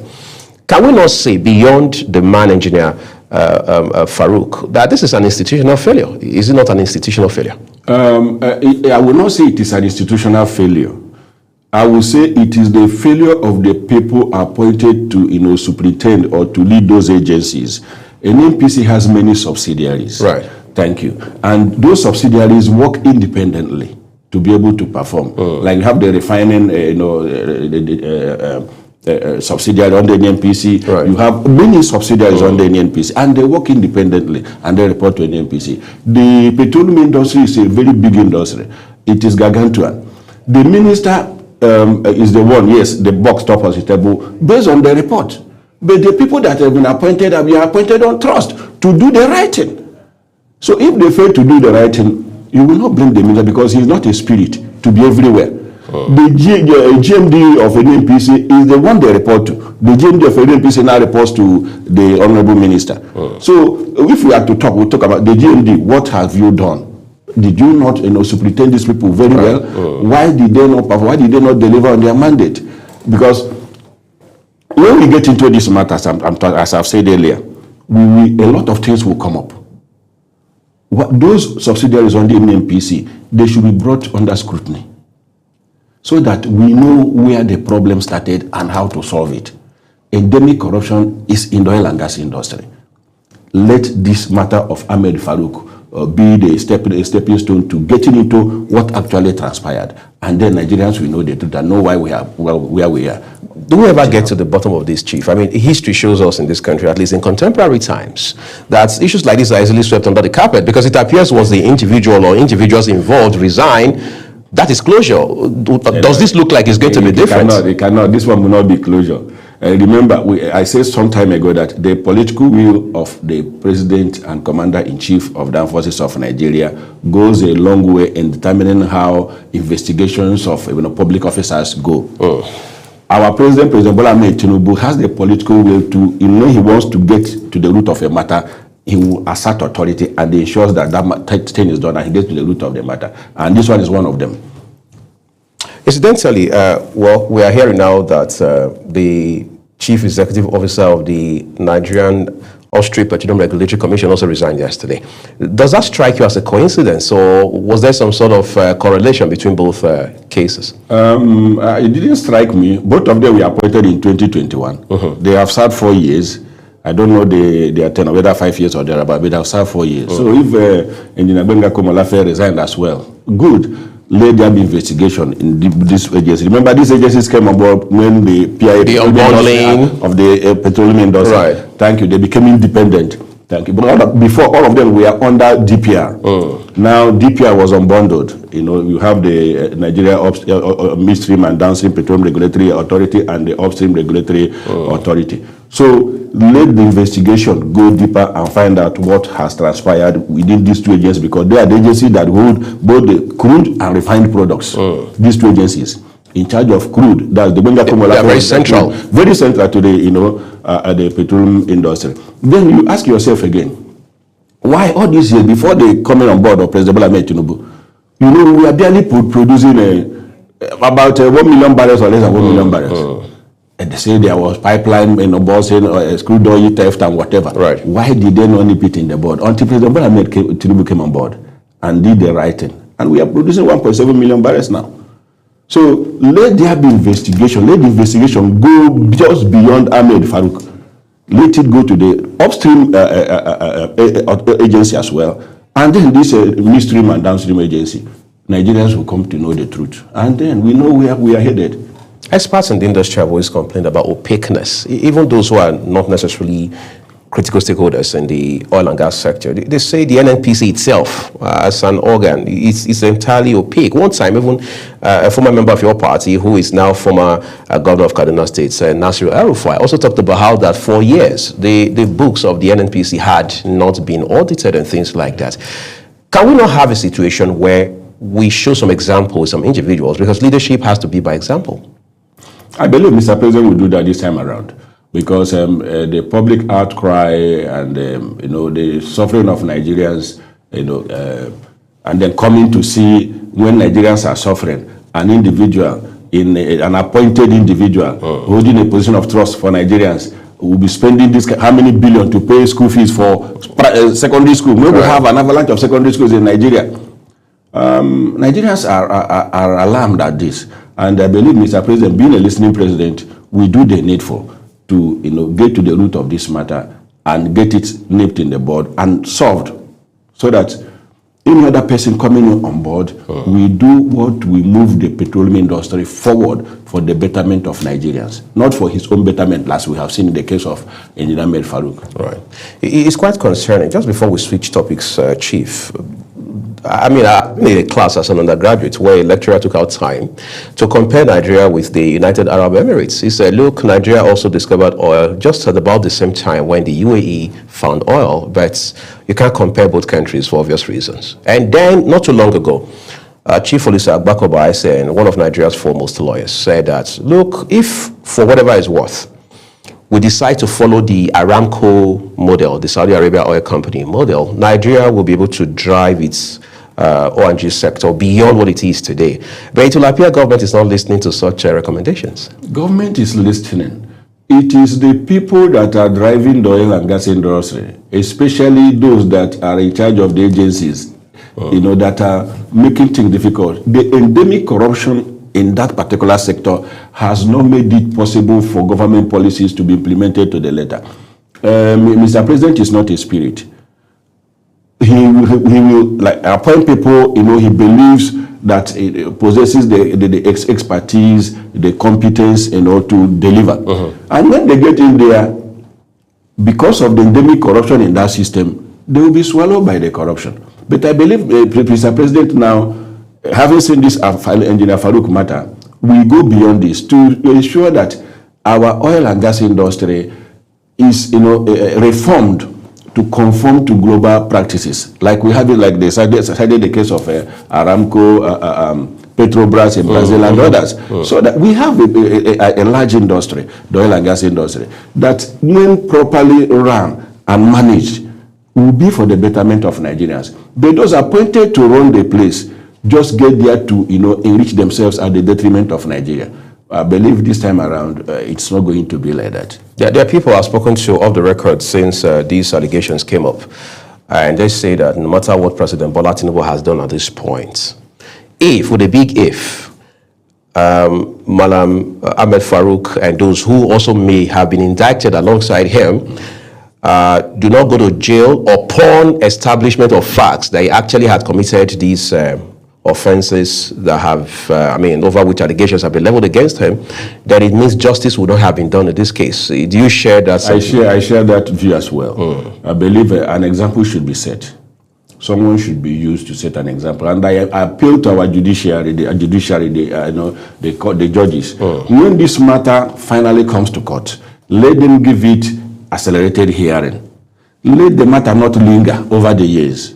Because that has given rise to, people when they are granted bail, they go where they are free men, do all that things they need to do. Even they block areas of, investigation, compromise investigation.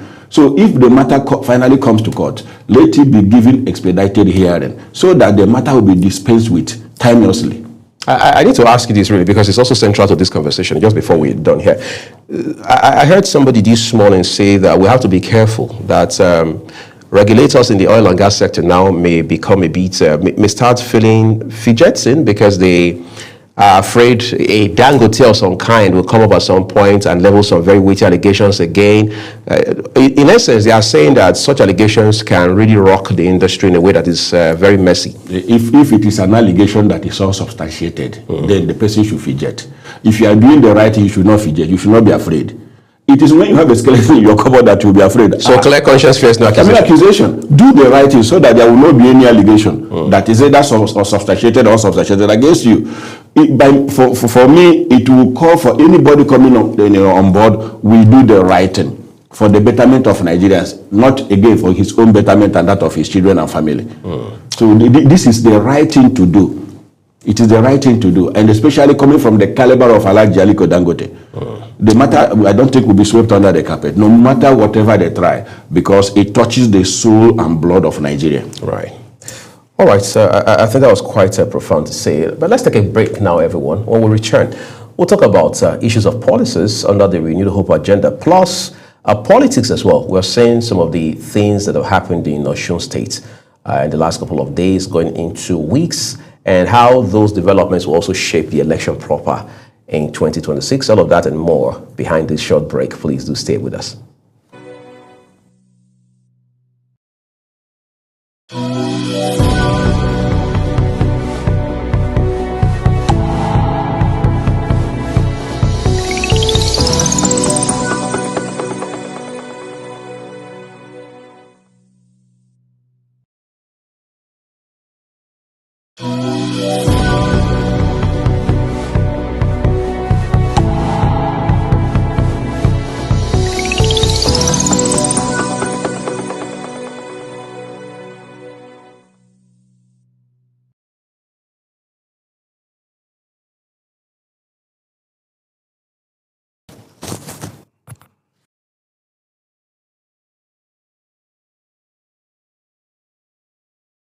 So let's turn to politics for you. But before that, let's also take a look at some of the policies of President Bola Tinubu. A while ago, just this morning, a few minutes ago, off cameras, a colleague and I were talking about some of these policies, how that they've been very challenging for Nigerians. In fact, some of them have become like a learning curve for many citizens, and what the implications are. So, Chief, I'm going to ask you this real quick. I mean, you and I have talked about this time and again, issues of the renewable agenda policies and so on and so forth. Now, I'm reading the news this morning that licenses for export of wood have all been revoked by the relevant agency, ministry in that regard.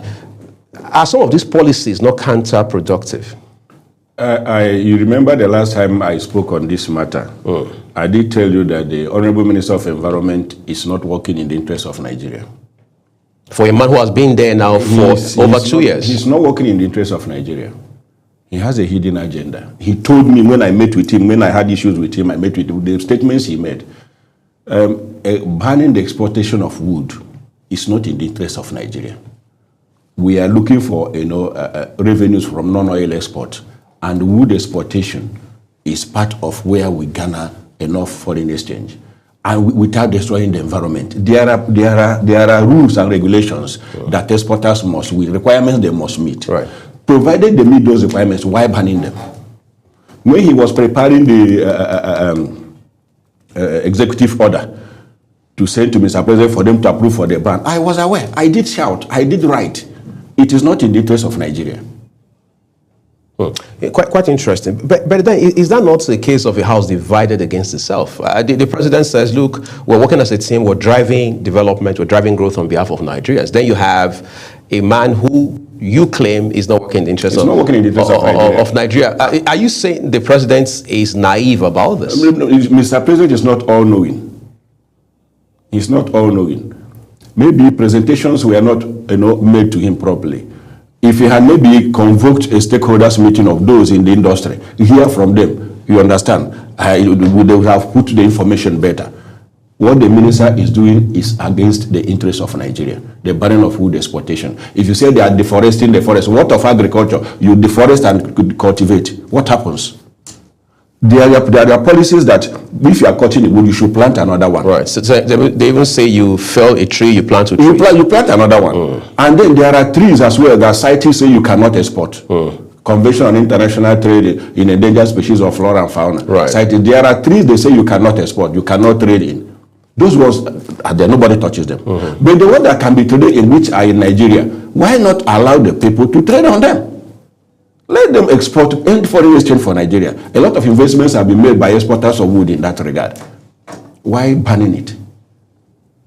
You have put in requirements, conditions that they must condition precedent to your being given approval to export. If an exporter meets those requirements, allow him, give him his license to export. So if you were to have an audience with the president, would you recommend that this gentleman, the Minister of Environment, be let go? Absolutely. Even the one he has done in the industry, the one he did personally to me. But some persons will say you are being personal and sentimental. I'm not being personal. It is something that touches on the economy of Nigeria. It touches on the livelihood of Nigerians. It is something that touches on the international regulation, international treaties that Nigeria is a signatory to, and you are violating it. Some people will say, well, could it be from your own assessment and given what you know now about incompetence, or is it just an agenda being pursued? I said the last time that he is sabotaging the economic policies of Mr. President. I have said it time and again, and I've granted press interviews about it. Could that be on account of being incompetent, or is it just a question of an agenda that is being addressed? You know who was his former boss? His former boss was His Excellency Ahmed Nasir El-Rufai. He was the secretary to the El-Rufai's government for 8 years. He was his chief of staff when he was FCT minister. So I have worked with him he worked with him from the BPE to FCT minister to governor. So you see where he's coming from. And who is spearheading the coalition against the President Bola Ahmed Tinubu government? The same man. So does this man do something that is not in the interest of his principal? No is the answer. Of course, you can have conflict of interest, not at this level, definitely. But are you suggesting by any means that this gentleman may be a fifth columnist in the government of President Bola Tinubu? I believe so much, and I have said it. Have you shared this information with maybe senior members of your party? I don't need to say that one on air. Interesting. But let's talk about your party a bit more. But this time, let's turn to Osun State, where we now understand that you have what can be rightly called a consensus candidate of some kind. But some people say that's only on paper, that on the ground there are people who have bad blood on account of the outcome of those primaries, because they said it was the president who intervened and decided who will be your flag bearer in 2026. Does that not create a problem for your party, especially in Osun State? It was not Mr. President that decided who would be the candidate of our party in Osun State. There was primaries. Primaries were held. There were many aspirants, and then they were screened. Normally there must be screening of the aspirants. Right. Thank you. And the screening, the basis for the screening is to see those that are qualified, that have made the requirements, and those that did not meet the requirements as stipulated by the party guidelines. So those that did not meet the requirements will be disqualified, and those that made the requirements will be qualified to run for primaries. That was what happened. So in a contest, political contest like this, if you are disqualified, you will not be happy. Right. You will raise issues, and then when the bad blood was brewing, those that were disqualified by raising issues, smoking dust and things like stoking, tension. Mr. President, as a father, had to call for a meeting, and call for the meeting and appeal to them. In a political contest like this, partisan contest, one person must emerge as a candidate. Not everybody will emerge.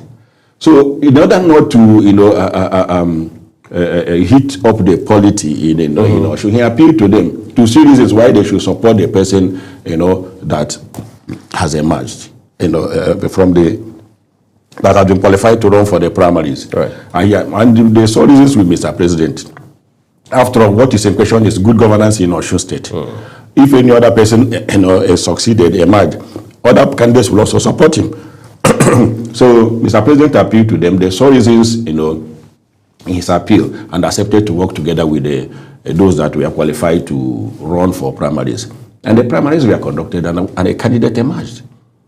So all they need to do is to support that candidate that emerged. But being humans, you will not be happy. You will say, I was supposed to be the one that, emerged. Right. You will feel bad. But when you look at it in the larger interest of the party and the people of Osun State, you will need to support the person that emerged, so that your party will win the contest and be in government. If your party is in government, it is for the betterment of everybody. We are understanding that it's been politically dramatic in Osun State. In fact, there are some claims in certain quarters that Governor Ademola Adeleke tried to move to the APC, but he was resisted. Is there any truth in that? I don't know about that one. I don't know whether he was resisting. Your party has been harvesting governors this entire time. We are not harvesting governors. Governors have been coming to our party because they've seen the good governance that our party is dispensing to Nigeria.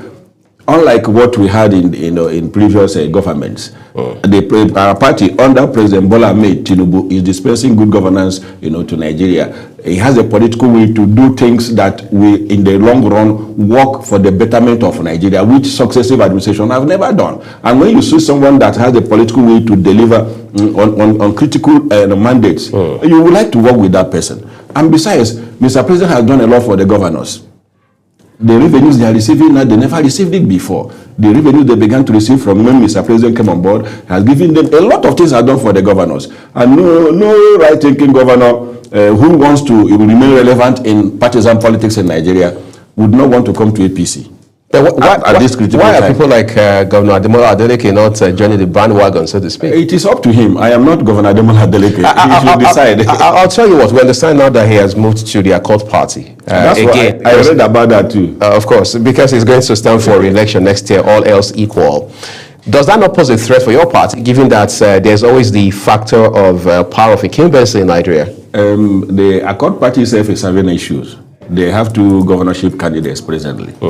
One other person has emerged as a Accord Party candidate, and the governor, His Excellency Governor Ademola Adeleke, has emerged. So let us see how they resolve their issues before the election. But INEC has only recognized one primary. I don't know for now.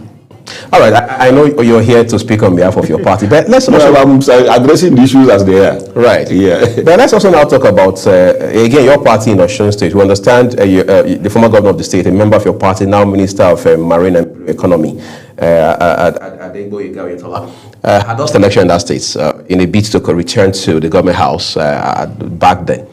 Some persons have said he was the right person to have been handed your party ticket this time around. What are the circumstances or factors that may have changed that sort of expectation? Maybe he decided not to run. Maybe he decided I am okay with the ministerial position I'm holding and I'm performing. I'm serving Nigeria in a macro level. Let me continue on that. While another person should run for the governorship. There are people who believe that Osun State has been taken from APC forever, especially on account of the outcome of the last governorship election in that state. When you look at the indices, you look at the pattern, the trajectory over time, does that not look like is the reality your party has to just accept? It is not. The dynamics now is different from what happened previously. The 3 senators from Osun State are in our party now. They used to be in PDP. Right. They're in our party. Many of the House of Representatives, members from the state are in our party. So the dynamics have changed. So anybody saying that Osun has been taken away from APC forever is living in the past. Presently, my party is going to win that election. I can tell you that because we have all it takes to win the election. We have the support. We have the people that are with us to win the election. You didn't mention that President Tinubu was not the president then, but today he's the president. That's also not an advantage. That is out of it. Because that is not the issue. People always talk about federal might. Would that also be one of the variables this time? No, it's not federal might. After all, I think President Buhari was there when we lost Osun. President Buhari, God rest his soul, is not President Bola Tinubu, because people say that the former President Buhari was the kind of man who would allow, let the best man win kind of approach to politics. But President Bola Tinubu, on the other hand, they say, believes that you have to be pragmatic and proactive about it. You must be practically involved in it. These are two different elements. Let me tell you something. Being practically involved in an election does not mean you will not present a good candidate. You will present the best candidate and do the needful. Do your work. Mobilize properly so that people will vote for you. It is not like I have a good candidate, you now stand askance. You will not mobilize, you will not campaign, you will not do all that is required for you to win an election. So in this particular time around, we present the best candidate and we follow it up with doing the actual work of the election to enable us to win. All right. Let's talk about somewhere where your party appears to have won, now even though we're not so sure, and that's Rivers State. Governor Siminalayi Fubara has now formally moved to your party. Yeah. Is it Uhuru in terms of Rivers politics as of today? Rivers is APC. Come 2027, Rivers is APC. We are going to win. It's just a fait accompli. It sounds great to say, but then there's the belief in some quarters that the governor Fubara did not move to the APC in good faith. That it was a strategic move to, if you like, politically weaken his former, maybe estranged godfather, talking about Nyesom Wike. In fact, some people even now allege that Nyesom Wike is not pleased with his move into the APC and things like that. Is your party not creating maybe 3 problems in a bid to solve one? People, when things happen, people conjecture a lot of postulations, a figment of imaginations of people. There is no way Governor Fubara will come into our party without a meeting between the political leaders. In this case, His Excellency Nyesom Wike, Governor Fubara himself, the Speaker of the State House of Assembly, and the other political dramatists personnel, leaders in the state. There is no way Governor Fubara himself would only single-handedly would just move in without. There must be a meeting that was held. Leaders agreed, and before they move. Remember, members of the House of Assembly first moved, about 17 members of the House of Assembly, including the Speaker, first moved into the party before his. So what does he tell those that are conjecturing something that is non-existent? I will tell you that since the mediation of Mr. President in the feud between His Excellency Barrister Nyesom Wike and Governor Fubara. They've been working together to ensure there is political stability, there is peace and harmony in Rivers State. As it stands today, there are still doubts about the political future, especially at the level of leadership in Rivers politics. There are those who believe, quite frankly, that conditions or preconditions had been presented to Governor Fubara prior to the resolution of all of the issues that he had with former governor of the state, now Minister of the FCT, Wike. For example, they say that the understanding is he's not returning for a second term. He may get appointment, he may get some sort of compensatory, if you like, positions or engagement or whatever it is. Is the APC not, again, as has been alleged over time, driving or pursuing a one-party state as it stands right now? No, in the case of Rivers State that you mentioned, the conditions, for their settlement has not been made public. Nobody will tell you. So you don't even have an insight? No, nobody will tell you these are what was agreed upon. It has not been made public. All we are hearing, hearsays here and there, right, which I believe are not what actually transpired. All I believe and know is that they are working together for the betterment of Rivers people. Remember, the local government election that held prior to the lifting of the state of emergency, APC took over how many local governments? And then PDP took how many? So that shows you that they are working together. And the governor will not work. Who are the people that will help him to campaign? Is it not the local government chairman at the grassroots? They are the ones. So those are the structures.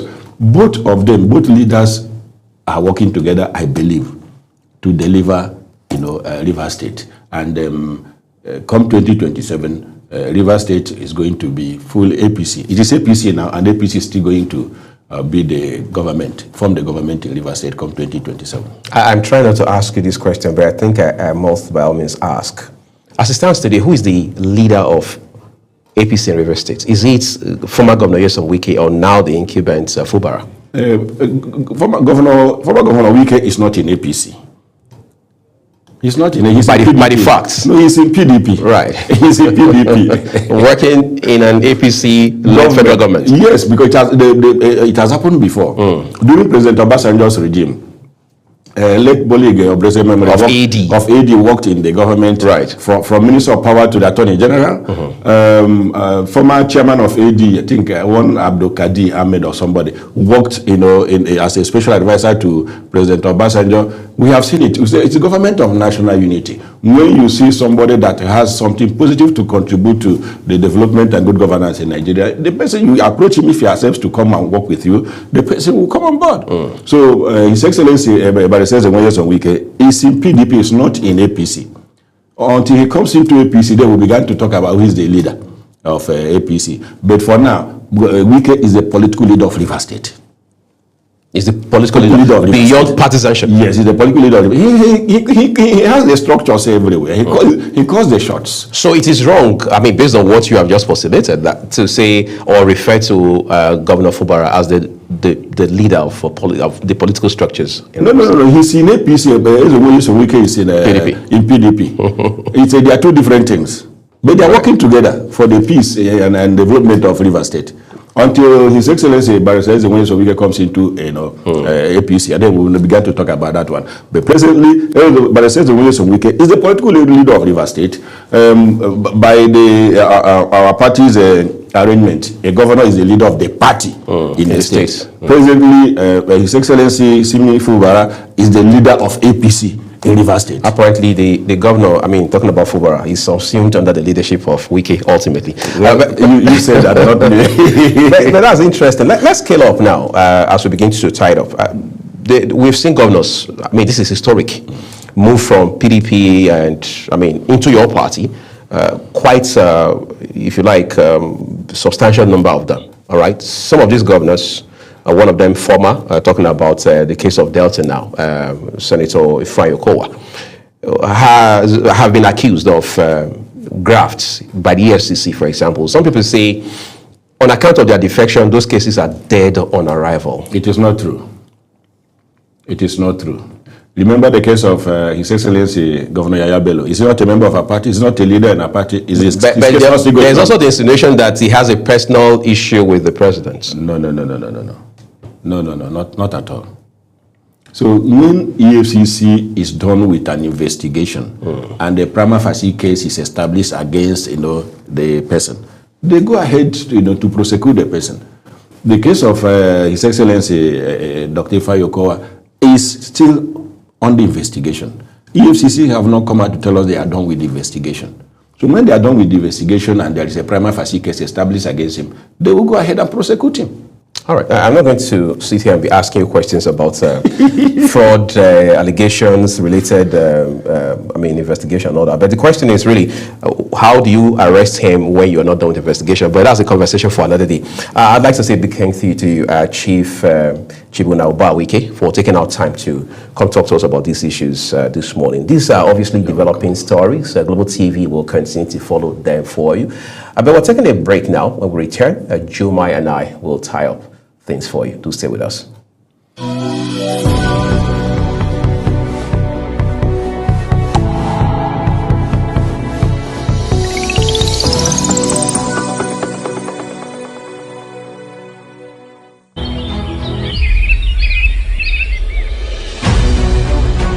Global Morning is your top morning show here on Global Television.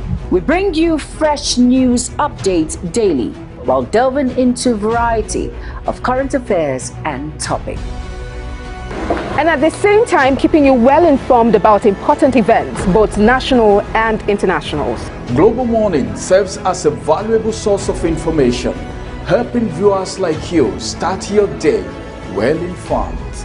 Stay connected from Monday through Sunday to a wide range of latest news making rounds on Global Morning. We're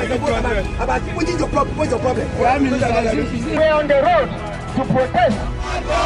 And the president meets all of our demands.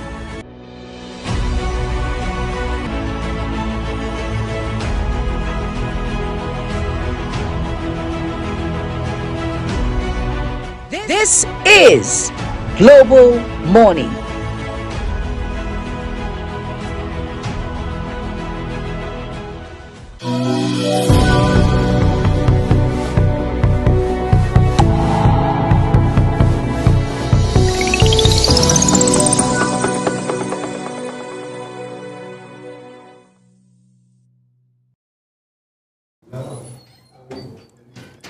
As it turns out, politics and, of course, policies are always fundamentals of development anywhere in the world. And for us here, or not just Global Morning, but across all our programs, we'll continue to track all of these developments for you, whether it has to do with the chief executive of an agency of government resigning, or the price of petrol, because in Nigeria we say when the price of petrol sneezes, everybody catches cold. That's a good one, Louis. Right. I'm proud of you. Thank you. And about this time, we have to wrap it up on the program Global Morning. Hope you've had an amazing time with us, from the newspaper review segment, from the first and second discuss of the day, and of course, just hope you were well informed. And like you always mentioned, and which is true, Global Television has no impute in editorial judgment or the words of our guests on the program. We have no editorial judgment, right? We do not have a say in what they do. Global Television has no impute whatsoever. And thank you all so much for being a part of the program. I am Jumai Manson and my amazing co-host. I'm Uyag Mofwegbe. Thank you for watching.